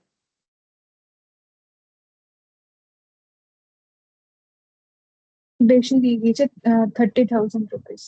30,000 ज्यादा दे दिया है, ठीक है। एक्स्ट्रा एक्स्ट्रा मिल गया है। अच्छा, अब बी को 3 लाख मिलना चाहिए था, मिला है 3,60,000। तो ज्यादा मिला है कि कम मिला? सभी को ज्यादा ही मिलेगा ना, सभी को तो ज्यादा ही मिलेगा, हाँ कि ना? क्योंकि 10 की जगह 12%। बोलो कितना ज्यादा हुआ? 60,000। 60,000। उसके बाद ये वाला 1,20,000। 1,20,000, ठीक है। इतना इतना एक्स्ट्रा मिल गया है। अच्छा, देख लेते हैं मेरा कैलकुलेशन सही है कि एक्सेस 30, 60, 1,20,000, ठीक है। तो टोटल एक्सेस कितना हो गया है? मतलब हम ये यहाँ पर एक टोटल कॉलम बनाएंगे। हम ये बोलना चाह रहे हैं कि इंडिविजुअली देखा जाए तो ए को 30,000 मिल गया एक्स्ट्रा, बी को 60,000, सी को 1,20,000। तो टोटल कितना एक्स्ट्रा डिस्ट्रीब्यूट हो चुका है? टोटल में 60 + 30 90, 90 + 1,20,000 कितना होगा? कितना होता है? 2 लाख, 1,10,000। 2,10,000। ये एक्स्ट्रा डिस्ट्रीब्यूट हो गया है, ठीक है। यहाँ तक कोई प्रॉब्लम नहीं है। अब मुझे एक चीज बताओ, एक्स्ट्रा जो दे दिया है किसी को गलती से, तो क्या वो वापस नहीं लोगे? मैंने मान लो तुम लोग को एक 500 रुपए देने की जगह 2 500 रुपए दे दिया गलती से, तो क्या हम एक्स्ट्रा जो एक्स्ट्रा दिया वो वापस मांगेंगे? ऑब्वियसली। तो वैसे ही एबीसी से ये 30, 60 और 1,20,000 वापस मांगा जाएगा, ठीक है। मतलब फर्म टोटल कितना वापस मांगेगी? 2,10,000, लेकिन एक इंसान से नहीं, ए से इतना, बी से इतना, सी से इतना, जिसको जितना ज्यादा दिया है गलती से। अच्छा, अब ये जो 2,10,000 है, ये जो एक्स्ट्रा इनको मिल गया गलती से, ये वापस ले लिया जाएगा। अगर ये गलती नहीं होता, मेरा क्वेश्चन है कि अगर ये गलती नहीं होता तो ये 2,10,000 का क्या होता फिर? बता सकते हो? प्रॉफिट चले तो नेट प्रॉफिट। हाँ, सही बात। 2,10,000 जो है ये प्रॉफिट में चला जाता, मतलब ये पार्टनर को ही मिलेगा। ऐसा मत सोचो कि नहीं मिलेगा, 2,10,000 पार्टनर को ही मिलेगा, लेकिन ये प्रॉफिट शेयरिंग रेशियो में मिलेगा, ठीक है। मतलब यहाँ पर देखो, जब इंटरेस्ट ए को 1,50,000 दिया गया, जबकि 1,80,000 दिया गया, जबकि उसे 1,50,000 देना चाहिए था, तो उसे 30,000 एक्स्ट्रा दिया गया। तो ए को बोलेंगे भाई 30,000 दे दो, बी को बोलेंगे 60,000 वापस दो, सी को बोलेंगे 1,20,000। तो ये जो 2,10,000 फर्म एक्स्ट्रा ले लेगी। अगर ये गलती फर्म नहीं करती, तो वो सही सही अगर डिस्ट्रीब्यूट करती ना, तो बाकी बचा हुआ अमाउंट कहाँ जाता? क्योंकि देखो, अभी यहाँ पर एक हम लोगों ने छोटा सा क्वेश्चन क्या किया था, यहाँ पर अभी हम लोगों ने एक छोटा सा क्वेश्चन किया था ना, यहाँ पर मैंने अभी क्या दिखाया था पीएल एप्रो में, मैंने अभी क्या दिखाया तुम लोग को? ये देखो, पीएल एप्रो में क्या दिखाया? नेट प्रॉफिट 50,600 और इंटरेस्ट दिखाया मैंने यहाँ पर 600, ठीक है। फिर मैंने 50,000 को डिस्ट्रीब्यूट किया ए और बी में 25-25 करके। मान लो कि गलती से 600 के जगह, मान लो कि गलती से 600 के जगह, मान लो कि यहाँ पर इन्होंने कितना बोले, 1,000, ठीक है। मान लो इंटरेस्ट जो है 1,000 रुपए दे दिया होता, ठीक है, गलती से मान लो पीएल एप्रो में इंटरेस्ट 600 की जगह 1000 दे दिया होता तो प्रॉफिट कम हो जाता, क्योंकि माइनस करने से 50,600 से 1000 माइनस करने से कितना आ जाएगा, ये हो जाएगा 49,600। अब ये 49,600 जब टू पार्ट्स होता, देखो 49,600 जब टू पार्ट्स होता तब दोनों को प्रॉफिट 24,800 करके मिलता, ठीक है। अब प्रॉब्लम क्या हुआ, जो प्रॉफिट इनको 25,000 करके मिलना चाहिए था वो मिला 24,800 करके, और ए को कितना मिल गया, 600 मिलने की जगह 1000 मिल गया। तो अब हम लोग ए को क्या बोलेंगे, गलती से दे दिया भाई 400 रिटर्न करो, ठीक है, गलती से दे दिया 400 रिटर्न करो। तो ये गलती अगर नहीं होता, बात समझो, यहाँ पर कितना हुआ था, माइनस करने के बाद 50,000, यहाँ पर कितना आया, माइनस करने के बाद 49,600। तो इम्पैक्ट कहां पर दिख रहा है, प्रॉफिट में। यहाँ 400 रुपए का प्रॉफिट ज्यादा दिख रहा है, यहाँ 400 रुपए से प्रॉफिट कम दिख रहा है, तो वो 400 रुपए कहाँ डिस्ट्रीब्यूट होता, पीएल में डिस्ट्रीब्यूट होता। अब ये 400 रुपए जब पार्टनरशिप फर्म में वापस लाया जाएगा, इसको प्रॉफिट शेयरिंग रेशियो में डिस्ट्रीब्यूट कर दिया जाएगा, यानी 200 तो इसमें 200 और ऐड हो जाएगा, इसमें 200 और ऐड हो जाएगा। तो 24,800 में 200 ऐड करके देखो 25,000 ही होता है, ठीक है। तो वही सही आंसर है कि ये प्रॉफिट में चला जाएगा, ठीक है। अगर सही डिस्ट्रीब्यूट होता उतना एक्स्ट्रा अमाउंट प्रॉफिट में चला जाता। मतलब इसका क्या ट्रीटमेंट करेंगे, ये जो 2,10,000 है ये कैसे डिस्ट्रीब्यूट करना पड़ेगा among the partner in their profit sharing ratio, जो मंगा लिया हम लोगों ने 2,10,000। प्रॉफिट शेयरिंग रेशियो कितना है, 2:3:5, ठीक है। तो अब ये 2,10,000 को 2:3:5 में डिस्ट्रीब्यूट करना है। लिखना क्या है मुझे याद नहीं, थोड़ा सा देख लेते हैं। अच्छा, ये लिख देंगे बाय रिकवरिंग, ऐसे लिख सकते हैं, by recovering the amount it will be distributed among partner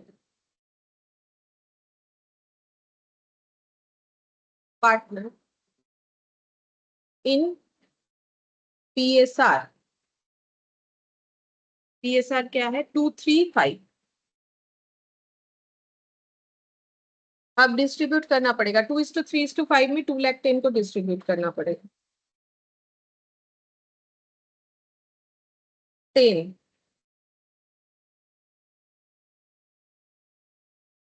42,000। अच्छा, और ये हो जाएगा डिवाइडेड बाई 2 × 3 63,000 डिवाइडेड बाई 3 × 5 1,05,000।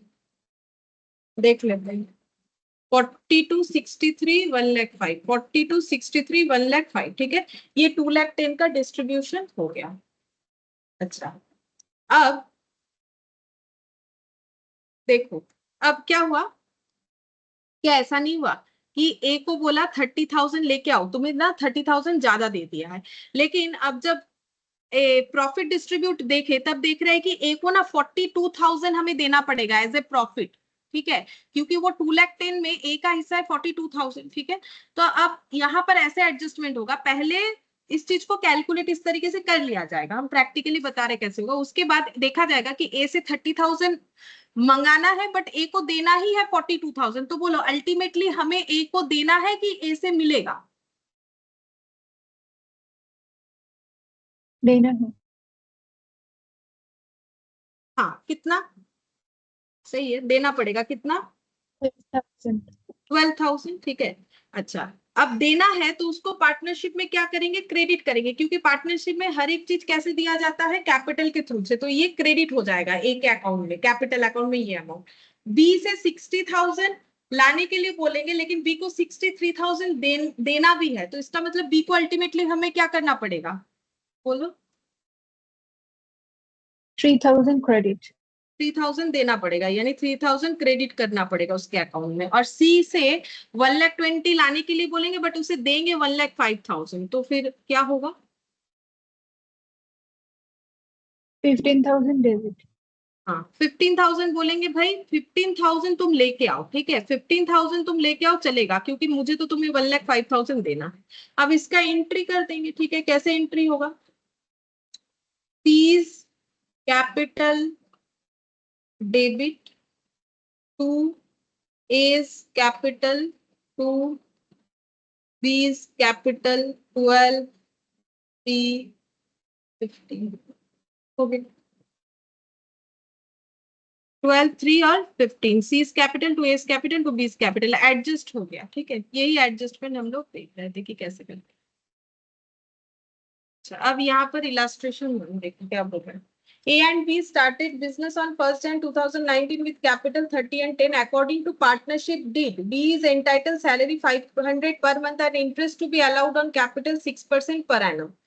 तो ये सब मिलेगा इनको क्योंकि डीड बना हुआ है। The remaining profit are to be distributed among partner 5:3, मतलब ये सब जो भी देना है पार्टनर को, ये क्या बोला है, सैलरी, इंटरेस्ट ऑन कैपिटल, ये सब देने के बाद जो प्रॉफिट है वो इतने में डिस्ट्रीब्यूट कर लेना है। During 19 the firm earned a profit before charging salary to B and interest on capital amounting to 25,000। During the year A withdrew 8,000, B withdrew 10,000 for domestic purpose, मतलब पर्सनल यूज के लिए। Give journal entry for to division of profit. ठीक है, journal entry दिखाना है profit की division के लिए। ठीक है, देखो कैसे।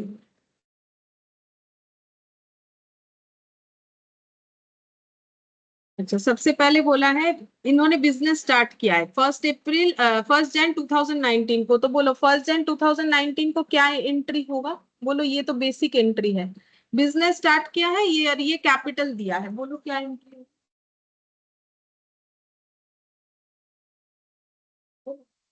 सबसे पहला कॉमर्स में सबसे पहला एंट्री क्या सीखा हुआ है, बिजनेस में कैपिटल इंट्रोडक्शन का एंट्री।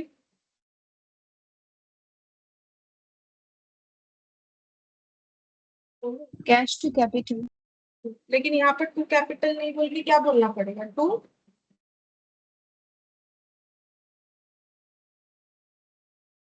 सिर्फ कैपिटल बोलने से कैसे पता चलेगा किसका कैपिटल है, कि पार्टनरशिप में क्या लिखा जाता है, partners capital. To A's capital, to A's capital, to B's capital, ऐसे लिखा है। तब पता चलेगा कि किसका कैपिटल है। ठीक है, तो यहाँ पर लिखेंगे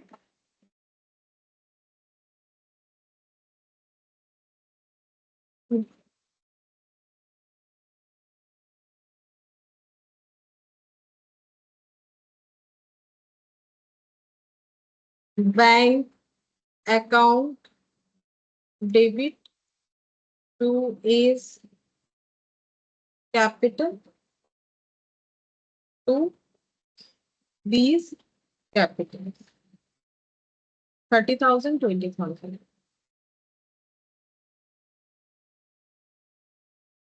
50,000। नरेशन हो जाएगा being capital introduced.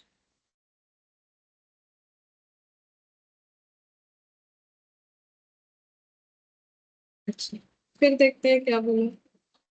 According to the partnership deed, B को सैलरी मिलेगा 500 पर मंथ करके, तो बोलो सैलरी मिलने का एंट्री क्या होगा, पूरे साल भर का सैलरी मिलने का एंट्री क्या होगा।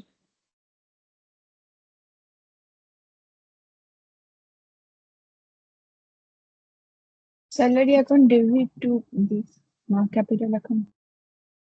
Salary account debit to this capital account, नहीं, सैलरी जब पे होगा तो salary account debit to cash होता है। ठीक है, लेकिन इसके बाद ये वाला क्या हो जाएगा, ये पीएल एप्रोप्रिएशन से देंगे ना, मतलब हम एंड एंट्री बोल रहे हैं। जैसे तुम लोग पीएल में लिखते हो कि टू स्टेशनरी, तो क्या पहला एंट्री टू स्टेशनरी था, नहीं, पहले तो स्टेशनरी का मान लो खर्चा पे किया था। ठीक है, स्टेशनरी टू कैश या बैंक बोल के, अब ईयर एंड में उसे कहाँ चार्ज करना है, ये इनडायरेक्ट आइटम है पीएल में, तो क्या लिखते हो, पीएल टू स्टेशनरी। इसको बोलते हैं एंट्री का क्लोज होना। कॉमर्स में, अकाउंट्स में हर एक एंट्री ओपन और हर एक एंट्री क्लोज होता है। जैसे सबसे पहले सैलरी दिया, सबसे पहले एक्चुअली सैलरी ड्यू होता है, तो हम बेसिक बात बता रहे, सैलरी अकाउंट डेबिट तो जिसको ड्यू होगा, मान लो टू मिस्टर ए, ये ड्यू एंट्री हुआ, पेमेंट नहीं हुआ, फिर हम लोग पेमेंट जब करते हैं तब लिखते हैं मिस्टर ए टू कैश या बैंक, ये होता है पेड एंट्री। उसके बाद ईयर एंड जब होगा तो ये खर्चा चार्ज करेंगे पीएल में, तब एंट्री करते हैं पीएल डेबिट टू सैलरी। कोई भी अकाउंट ना ओपन नहीं रहेगा, सब क्लोज हो जाता है। अगर देखोगे तो इस तरीके से, ये देखो मिस्टर ए ओपन हुआ, क्लोज हुआ, मतलब डेबिट क्रेडिट होके कैंसिल हुआ।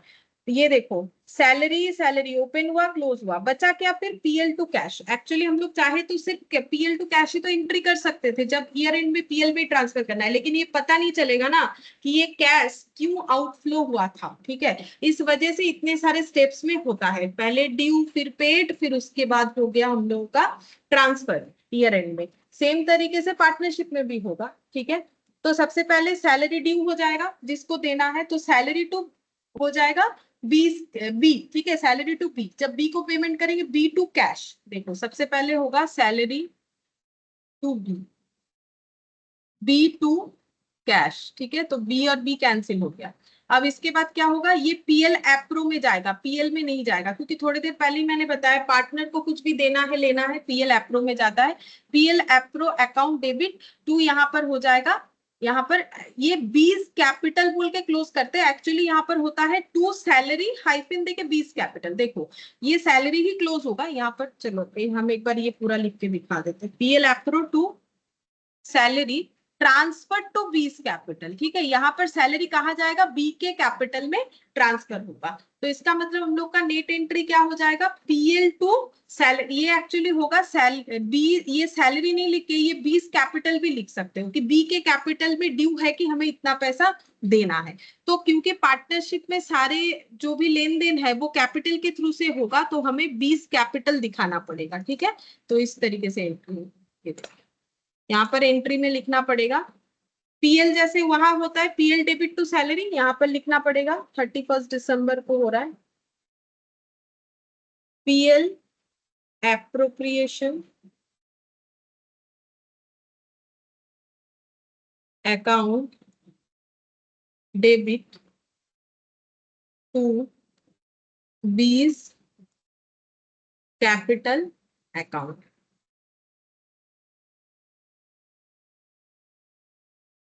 कितना मिलेगा, 500 पर मंथ करके है, तो बोलो कितना अमाउंट होगा, 500 पर मंथ करके है तो कितना होगा,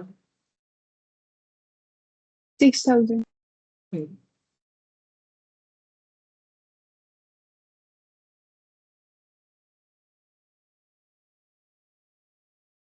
अच्छा इसके बाद देखो बोल रहा है कि इंटरेस्ट दिया गया है 6% पर एनम, ठीक है। तो इंटरेस्ट तो दोनों को ही मिलेगा, ऐसा थोड़ी कि एक को मिलेगा, कैपिटल पे इंटरेस्ट है, दोनों ने कैपिटल दिया है तो दोनों को इंटरेस्ट मिलेगा।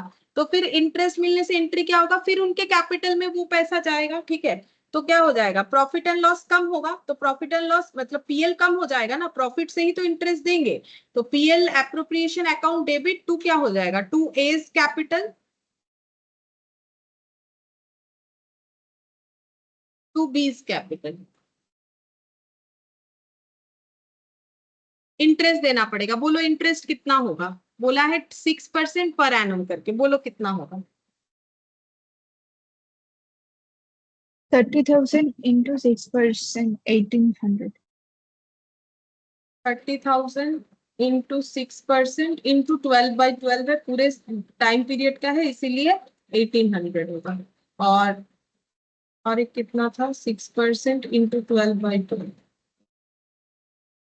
30,000 और एक है 20,000, 1200, तो ये हो जाएगा total 3,000 being interest on capital due. इतना इतना ड्यू हुआ, ये ड्यू एंट्री हो रहा है, ठीक है।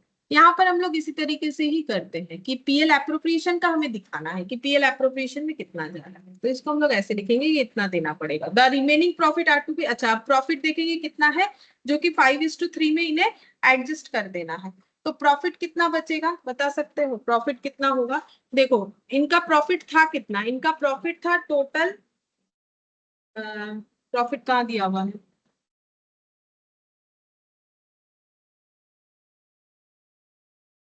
ये रहा, बोल रहा है 25,000 प्रॉफिट था, लेकिन इस प्रॉफिट में क्या चार्ज नहीं किया, बोल रहे before charging salary to B and interest on capital, बोल रहा है ये खर्चा और ये खर्चा चार्ज करने के पहले इतना प्रॉफिट था, ठीक है। तो अभी कितना प्रॉफिट है, क्योंकि अगर ये खर्चा है तो खर्चा देने के बाद ही ना प्रॉफिट पता चलेगा कितना है, बोलो अभी प्रॉफिट फिर कितना है, 25,000 प्रॉफिट था, लेकिन बोलो दिस टू एक्सपेंसेस, तो बोलो अभी कितना प्रॉफिट है, আর একবার বলবেন না? প্রফিট কত এটাই জিজ্ঞেস করছে, আগে 25,000 ছিল, এখন তখন কিন্তু এই দুটো খরচা চার্জ করা হয়নি, তাহলে এখন প্রফিট কত,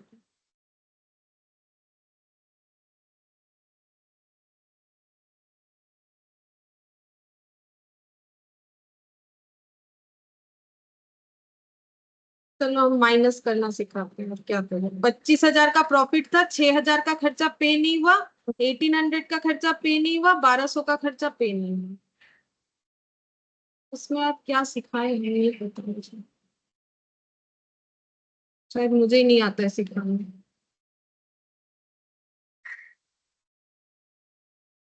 अगर तुम लोग के पास 25,000 है और तुम लोग का ये खर्चा अभी तक पे नहीं किया हो, तभी कितना पड़ा हुआ है प्रॉफिट खर्चा पे करने के बाद, तो ये 16,000 होता है।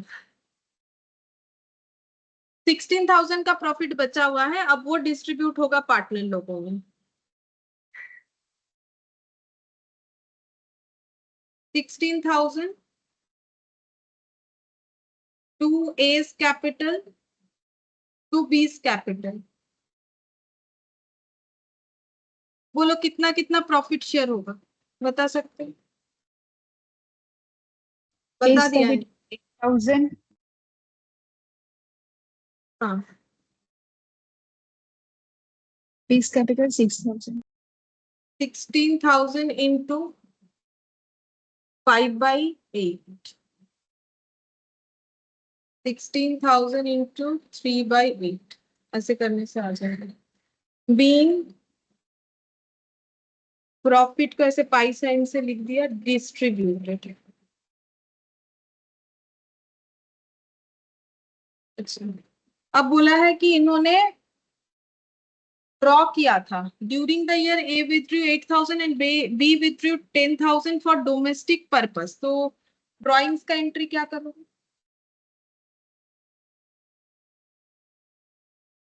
अच्छा, डिवीजन ऑफ प्रॉफिट के लिए सिर्फ एंट्री करने बोला था, तो उसके हिसाब से अगर देखा जाए तो हमें सिर्फ यही वाला एंट्री चाहिए, ये पीएल एप्रो वाला, ये ऊपर बैंक अकाउंट वाला भी नहीं चाहिए, ठीक है।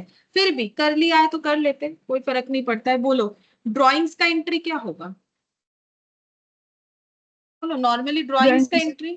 हाँ A's बोलो। capital and B's capital. Drawings Drawings account, drawings to cash A's होता है। capital and capital. हाँ हाँ, ठीक है। तो ड्रॉइंग्स का एंट्री चाहो तो कर सकते हो, वैसे यहाँ पूछा नहीं है, ठीक है। यहाँ पर सिर्फ प्रॉफिट का डिवीजन बोला है, तो ये हाँ इन्होंने भी ये 3 ही एंट्री कर रखा है पीएल एप्रो वाला, तो उतना ही कर सकते हो। वो कैश टू कैपिटल नहीं भी करोगे तो भी चलेगा, क्योंकि पूछा नहीं है, ठीक है। अच्छा, अब इलास्ट्रेशन 2 देखो, बोल रहे Ram Rahim and Karim are partners in a firm, they have no agreement in respect of profit sharing ratio, interest on capital, interest on loan advance by partner and remuneration payable to partner. मतलब ना तो remuneration मिलेगा, ना तो interest on capital मिलेगा। हाँ, profit sharing ratio equal हो जाएगा, एग्रीमेंट नहीं है तो, और अगर लोन दिया तो 6% का इंटरेस्ट मिल जाएगा। In the matter of distribution of profits they have put forward the following claims। तो कुछ क्लेम किया है। Ram who has contributed maximum capital demands interest on capital 10% per annum and share of profit in the capital ratio, but Rahim and Karim do not agree। बोलो ये सही है बात? राम बोल रहा है कि मुझे ना कैपिटल पे 10% इंटरेस्ट दे दो, बट रहीम और करीम ने इस बात पे ना कर दिया। क्या बात सही किया है? मतलब राम सही है कि रहीम करीम सही है?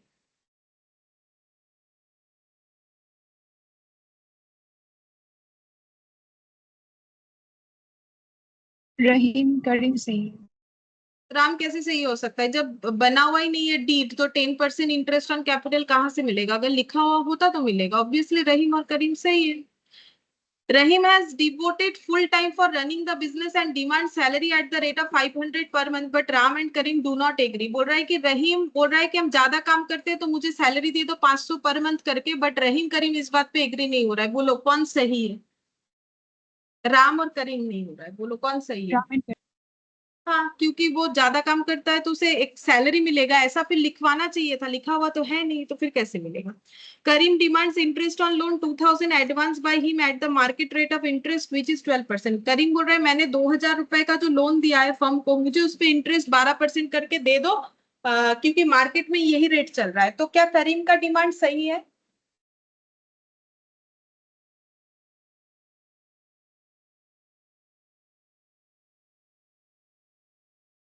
बोलो, जो सिखाया है उसी के बेसिस पे होगा, कुछ अलग सोचना नहीं है। ऐसा नहीं कि मार्केट वाला बात आ गया तो कुछ और। रूल्स रूल्स है, जो बोल दिया वही रूल्स है, और कोई रूल्स है नहीं बाकी जो मैंने नहीं बोला है।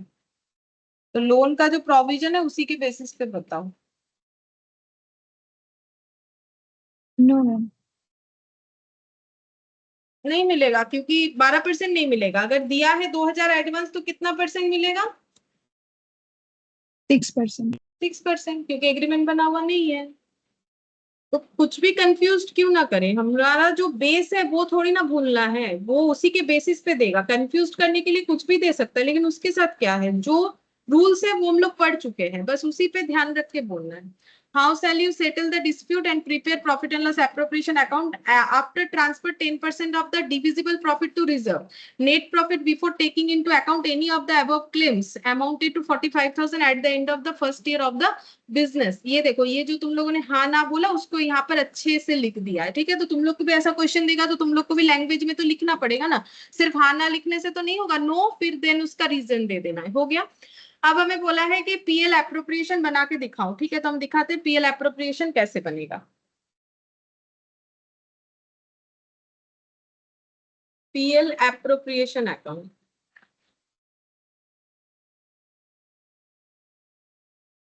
फॉर द ईयर एंडेड, शायद कुछ ईयर नहीं दिया हुआ है तो हम डॉट डॉट दे देंगे, नहीं दिया हुआ था ईयर। अच्छा, सबसे पहले क्या लिखते हैं, बाई साइड में नेट प्रॉफिट या नेट लॉस जो आया हुआ है पीएल से, नॉर्मली वो हमें कैलकुलेट करके दे देता है। ये देखो 45,000 ये है। क्या बोला है, बोल रहा है कि net profit before taking into account any of the above claims, मतलब ये जो ऊपर क्लेम्स था, ये क्लेम्स का कोई भी इंपैक्ट दिए बिना, मतलब जो इंपैक्ट हम लोग दे सकते हैं, कोई भी इंपैक्ट दिए बिना प्रॉफिट कितना था 45,000। तो ठीक है, हमें तो वही चाहिए। हम लोग यहाँ पर लिखेंगे कि पीएल से कितना प्रॉफिट आया है, तो जो इंपैक्ट है वो तो पार्टनर्स रिलेटेड इंपैक्ट है, तो पार्टनर्स रिलेटेड इंपैक्ट तो यहाँ होता है पीएल एप्रो में। तो पीएल से हमें जो प्रॉफिट मिला वो कितना है, पीएल से हमें जो प्रॉफिट मिला है बाय प्रॉफिट या बाय नेट प्रॉफिट जो भी लिख सकते हो, वो मिला है हम लोग को 45,000, ठीक है। अच्छा, अब हमें क्या करने बोला है, बोला है कि जो भी इंपैक्ट दे सकते हैं वो दे देंगे। अच्छा, क्या इंपैक्ट दे सकते हैं, देखते हैं क्या इंपैक्ट दे सकते हैं। पहले यहाँ राम ने बोला था कि मुझे इंटरेस्ट ऑन कैपिटल दे दो, वो तो ना हो गया, वो नहीं होगा, ठीक है। रहीम ने बोला था मुझे सैलरी दे दो क्योंकि मैंने ज्यादा काम किया, वो भी ना हो गया। करीम ने बोला है कि मैंने लोन दिया है 2000, मुझे 12% इंटरेस्ट दो, ये भी नहीं हो सकता, लेकिन इंटरेस्ट तो देना पड़ेगा, कितना, 6%, ठीक है। तो मुझे बोलो 2000 पे अगर 6% इंटरेस्ट देंगे तो कितना होगा। अब यहाँ पर हमें बोला नहीं है कि करीम ने कब लोन दिया, मतलब कितने दिन का इंटरेस्ट मिलेगा वो नहीं बोला है। तो फिर हम लोग क्या करें, हम लोग इसको पूरे साल का मान के कर सकते हैं। बोलो कितना होगा। 120. 120। देखो, ये दो चीज दो तरीके से होता है, क्योंकि कोई डेट नहीं दिया हुआ है तो तुम लोग पूरे साल का भी मान सकते हो या फिर 6 मंथ्स का मान सकते हो। कभी कभी क्वेश्चंस जो है पूरे ईयर को लेके भी सॉल्व कर देता है, कभी कभी क्वेश्चंस जो है 6 मंथ्स को लेके भी करता है। ऐसे केसेस में तुम लोग को नोट्स देना चाहिए, ठीक है, कि एज्यूम कर रहे हैं कि लोन पूरे साल भर था, इसीलिए हम लोग उसे 12 मंथ्स मान रहे हैं। अगर 12 मंथ्स मानते हो और अगर 6 मंथ्स मानते हो तो वैसे लिख देना, ठीक है। तो ये बात याद रखो, क्योंकि यहाँ कुछ नहीं दिया हुआ है। तो इंटरेस्ट देंगे, to interest on loan to Karim 2000 into 6% into 12/12 मान रहे हो, बट इसका कोई बेस नहीं है, हमें दिया नहीं कि पूरे साल का था कि कब लिया, नहीं दिया, हम लोग मान रहे हैं कि पूरे साल भर का था, तो हो गया 120। अच्छा, अब एक्चुअली इसको ऐसे टू इंटरेस्ट ऑन लोन भी लिख सकते हो, या फिर अगर देखा जाए तो इसे ऐसे भी लिखा जा सकता है। ये देखो, ऐसे भी लिख सकते हैं हम लोग, ऐसे, ये देखो, टू करीम्स केस कैपिटल, ठीक है, टू केस कैपिटल हाइफन देके इंटरेस्ट ऑन लोन, मतलब करीम के कैपिटल में ये 120 ऐड हो जाएगा, क्यों, क्योंकि उसे इंटरेस्ट ऑन लोन मिला, इस तरीके से लिखना चाहिए, ठीक है। क्योंकि पार्टनर्स का सभी लेन देन कैपिटल के थ्रू से होता है। तो ये देखो, कैपिटल क्रेडिट होगा कि डेबिट होगा, पैसा आया तो कैपिटल क्रेडिट होगा, पैसा गया तो कैपिटल डेबिट होगा। अब किस वजह से हो रहा है वो लिख दिया। इसके बाद बोल रहा है ट्रांसफर करना है 10% of the divisible profit to reserve. अब देखो, और तो कोई खर्चा है नहीं।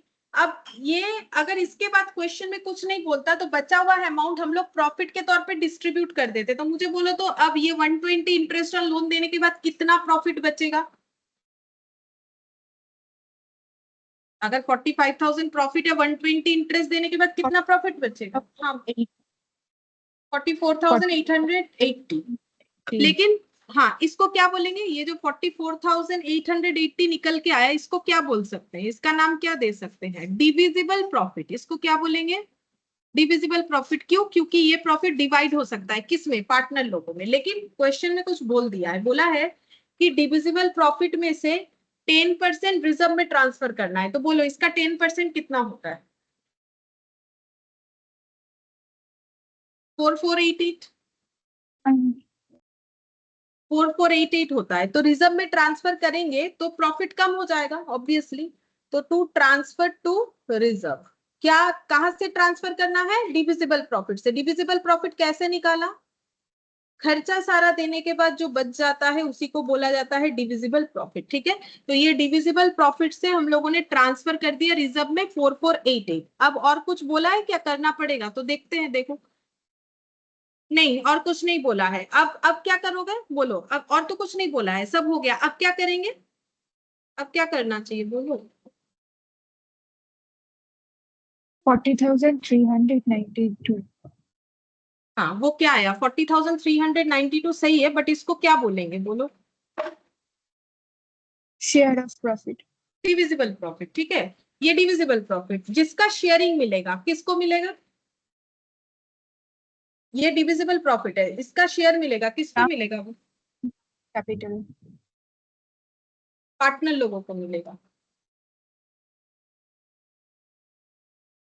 Share of profit transfer to partners capital, हम ऐसे पूरा लिख देंगे, ट्रांसफर टू पार्टनर्स कैपिटल। तो मुझे बार बार नहीं लिखना पड़ेगा, पार्टनर्स कैपिटल। ठीक है, ये लिख दिया। अब पार्टनर्स का नाम राम, रहीम, करीम। तो बोलो किसको कितना मिलेगा, कैसे डिस्ट्रीब्यूट होगा, बोलो कैसे डिस्ट्रीब्यूट होगा, एग्रीमेंट तो नहीं था ये, देखो इक्वली है ना। तो बोलो कितना होगा,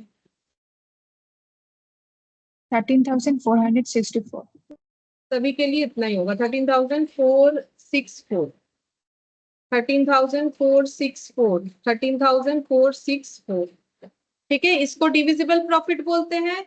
ये होता है शेयर ऑफ प्रॉफिट, इतना इतना प्रॉफिट शेयर हो रहा है। शेयर करने का मतलब डिस्ट्रीब्यूट होना, या फिर डिविजिबल प्रॉफिट डिस्ट्रीब्यूटेबल प्रॉफिट भी बोला जाता है। ठीक है, इलास्ट्रेशन 3, इसमें क्या बोला है, देखो बोल रहा है A be started business 1 Jan with capital 30,000 20,000। वही सेम प्रीवियस वाले क्वेश्चन की तरह, अकॉर्डिंग टू पार्टनरशिप डीड बना हुआ है। बी को क्या मिलेगा, salary 500 per month, interest to be allowed on opening capital as 6% per annum, the remaining profit are distributed among the partner in the ratio of 5:3। क्या क्या बोला है, बोला है 30,000 20,000 लगा के दोनों ने बिजनेस स्टार्ट किया। पार्टनरशिप डीड के अकॉर्डिंग बी को सैलरी मिलेगा, तो अब इस बार सैलरी देना पड़ेगा क्योंकि डीड में बोला हुआ है। इंटरेस्ट मिलेगा कैपिटल पे 6%। बाकी जो प्रॉफिट बचेगा, बाकी प्रॉफिट बचेगा मतलब प्रॉफिट में से ये सारे खर्चे देने के बाद, मतलब बी को उसका सैलरी, इंटरेस्ट ऑन कैपिटल दोनों को मिलेगा, ए को बी को। तो क्योंकि दोनों के पास कैपिटल है तो दोनों को मिलेगा। सैलरी से बी को मिलेगा, ये लिखा हुआ है, तो वो ए को नहीं मिलेगा, जिसका नाम लिखा हुआ है उसी को मिलेगा। तो उसके बाद जो प्रॉफिट बचेगा वो पार्टनर्स लोगों में 5:3 में डिस्ट्रीब्यूट करना है। अब बोला है 2019 में प्रॉफिट हुआ था इनका, before charging salary to B and interest on capital 25,000 during the year A withdrew 8,000 and 10,000 for domestic purpose. मतलब अगर देखोगे तो ये वाला कौन सा क्वेश्चन है पता है, ये जो इलास्ट्रेशन 1 दिख रहा है तुम लोग को, यही वाला क्वेश्चन सेम टू सेम यहाँ पर कॉपी पेस्ट किया हुआ है। बट इसमें अकाउंट बनाने नहीं बोला था, इसमें इसका अकाउंट बनाने बोला है। तो एक काम करते हैं, वहीं पर हम इलास्ट्रेशन, मेरा अगर जगह है तो यहीं पर लिखते हैं, यहाँ पर हो जाएगा मेरा, यहाँ पर ये अकाउंट बन जाएगा। हम इसको हटा के अकाउंट बना देते, तुम लोग अपना नंबर पॉइंट आउट करके कर लो। मेरा यहाँ जगह है तो हम यहाँ बना रहे इलास्ट्रेशन 3। ठीक है, मतलब यही क्वेश्चन का क्या बना के देना है, पीएल एप्रो बना के देना है। तो हम यहाँ पर बना देते हैं PL appro, PL appro account. ठीक है, फॉर 31 दिसंबर 2019 के लिए। ठीक है, तो सबसे पहले नेट प्रॉफिट यहाँ पर लिखेंगे, बाई नेट प्रॉफिट कितना था 25,000। ये देखो इन्होंने बता दिया है नेट प्रॉफिट है 25,000, लेकिन इसमें क्या क्या खर्चा चार्ज नहीं किया हुआ है, बोल रहा है ना तो बी का सैलरी चार्ज है ना तो इंटरेस्ट ऑन कैपिटल है, तो वो करेंगे। तो यहाँ पर लिखेंगे to B's capital salary, to B's capital salary कितना जाएगा, यहाँ से क्रॉस पोस्टिंग भी कर सकते हो, पीएल एप्रो टू, ये देखो 20 कैपिटल, तो पीएल एप्रो में चला जाएगा टू 20 कैपिटल 6000, यहाँ से देख देख के लिख देंगे।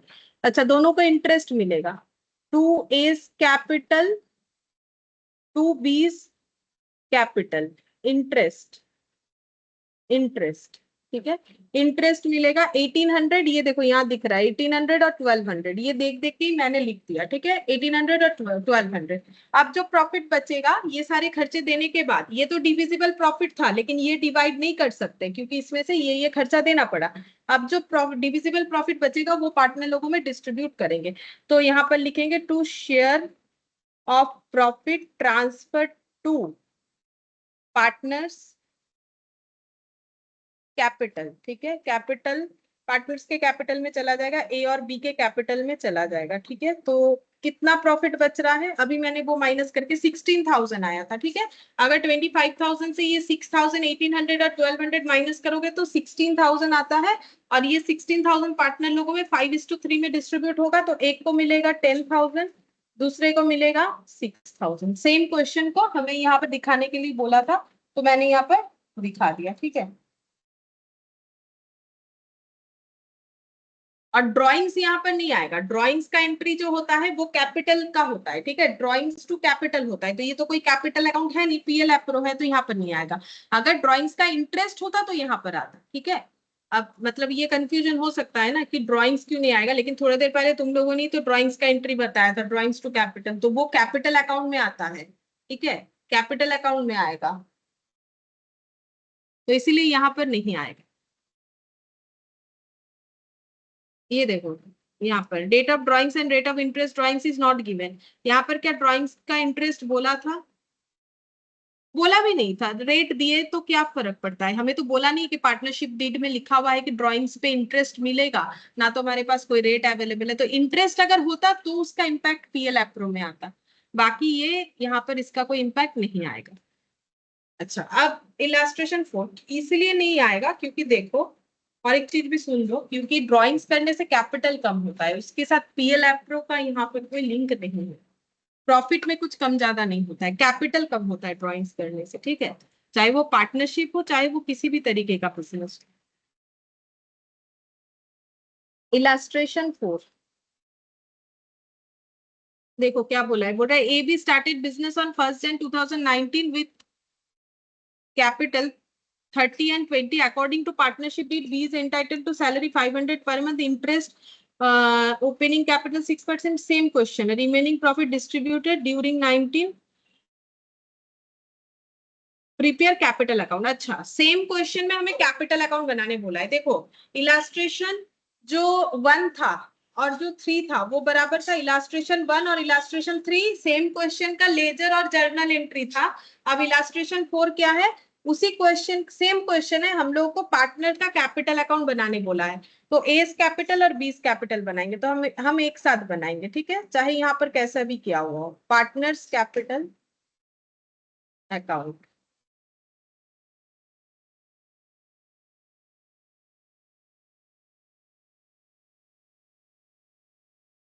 ए बी अलग अलग बनाओगे तो फालतू का टाइम जाएगा, अलग अलग बनाते नहीं है, एक ही साथ बनाते, ठीक है।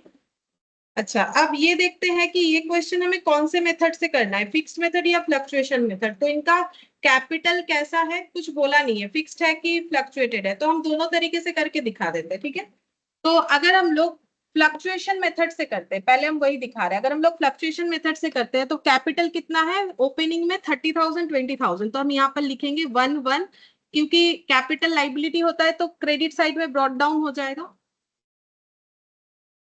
बाई बैलेंस बीडी बोल के। ओ सॉरी, ये तो बाई बैलेंस बीडी नहीं होगा, इस दिन इंट्रोड्यूस किया था, हाँ स्टार्ट किया था, तो बाई क्या होगा, बैंक होगा, जर्नल एंट्री किया था ना ऊपर, जो कि जरूरत नहीं था बट किया तो था, bank to A's capital to B's capital, तो बाई बैंक हो जाएगा, एस कैपिटल में 30,000 क्योंकि एक ही जगह पे कॉलम किया है, तो बीस कैपिटल में 20,000। अच्छा, और क्या जाएगा, और देखो 31 दिसंबर 19 को यहाँ पर जाएगा बाय पीएल एप्रो बोल के, बाय पीएल एप्रो बोल के सैलरी जाएगा किसको, बी को, कितना जाएगा 6000, क्रॉस पोस्टिंग हो रहा है, ठीक है। अच्छा उसके बाद 31 दिसंबर 19 को बाय पीएल एप्रो बोल के क्या जाएगा, इंटरेस्ट, इंटरेस्ट ऑन कैपिटल कितना जाएगा 1800 और 1200। अच्छा और प्रॉफिट जाएगा by P L appro, profit, profit है 10,000 और 6,000। अब इंटरेस्ट सॉरी ड्राइंग्स जो है वो यहाँ पर इंपैक्ट होगा, 19 को इंटरेस्ट ड्राइंग्स जो है वो हो जाएगा 2 ड्राइंग्स बोल के, कैपिटल कम होगा तो कैपिटल डेबिट होगा, कैपिटल डेबिट टू ड्राइंग्स हो जाएगा, ठीक है। ओ अच्छा थोड़ी देर पहले ना मैंने उल्टा बोल दिया था, ड्राइंग्स टू कैपिटल बोल दिया 3-4 बार गलती से, ठीक है।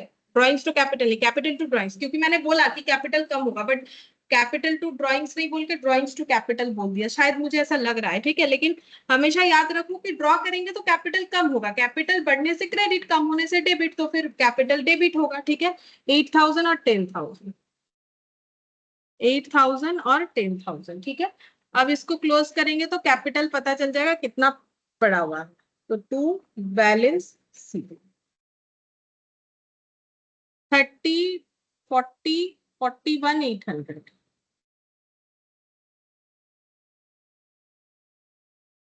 20 और ये 6,000, 26,000 और 6,000, 12,000, 32, 33,200,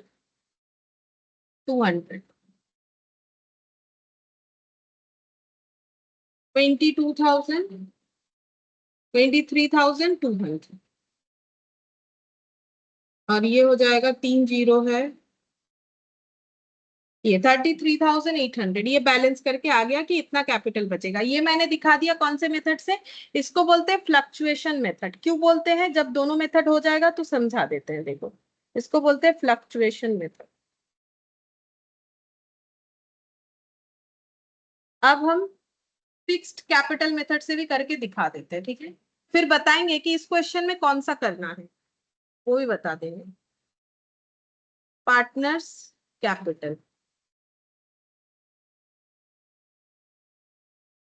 और यहाँ पर होगा current account, current account, partners current account. देखो मैंने पहले ही बता दिया था स्टार्टिंग में कि दो मेथड, अगर फिक्स्ड हुआ तो 2 अकाउंट, अगर फिक्स्ड नहीं हुआ तो 1 अकाउंट, ठीक है। अच्छा पार्टनर्स कैपिटल में यहाँ लिखेंगे बाय बैंक,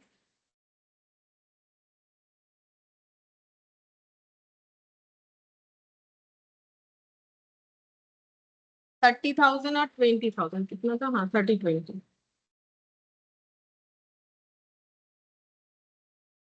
इसको क्लोज भी कर देंगे क्योंकि यहाँ पर बाकी किसी चीजों का इम्पैक्ट नहीं आना चाहिए।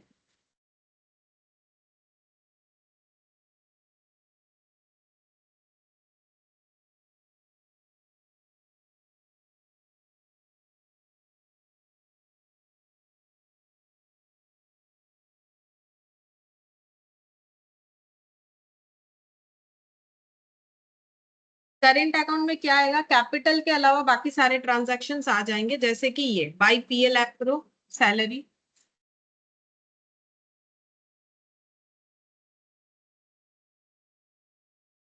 $6,000,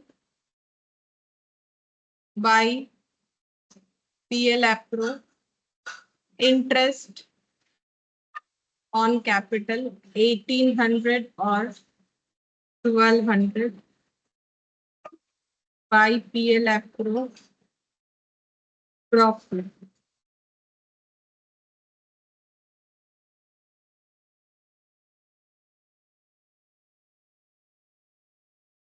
$10,000, 6,000, 2 ड्राइंग्स, डेट सेम होगा, ठीक है, हम दे नहीं पाए, जगह थोड़ा कम पड़ गया है, 8,000, 10,000, 2 बैलेंस सीडी, यहाँ पर हो जाएगा, ये टोटल है 11,800, 13,200, माइनस करना पड़ेगा,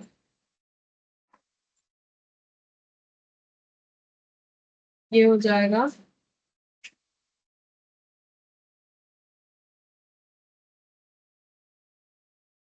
3200 और ये हो जाएगा 3800, ठीक है। ये जो मेथड है इसको बोलते हैं फिक्स्ड कैपिटल मेथड। ये जो मेथड है, ठीक है, इसको बोलेंगे फिक्स्ड कैपिटल मेथड।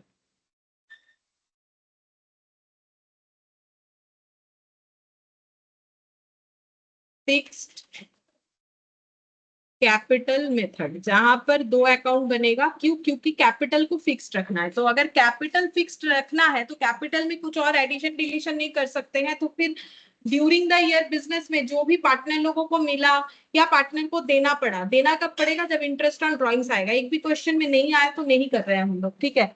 तो तब उसका ट्रीटमेंट कहाँ दिखाएंगे? फिर पार्टनर्स के करेंट अकाउंट में दिखाएंगे। तो दोनों में आंसर कुछ अलग नहीं आएगा। अगर देखो यहाँ पर कितना आया 33,800, अब तुम लोग बोलोगे आंसर तो अलग आ रहा है, इधर 30,000 आ रहा है, लेकिन इधर देखो ना बैलेंस 3,800। ये दोनों को अगर मर्ज कर दोगे,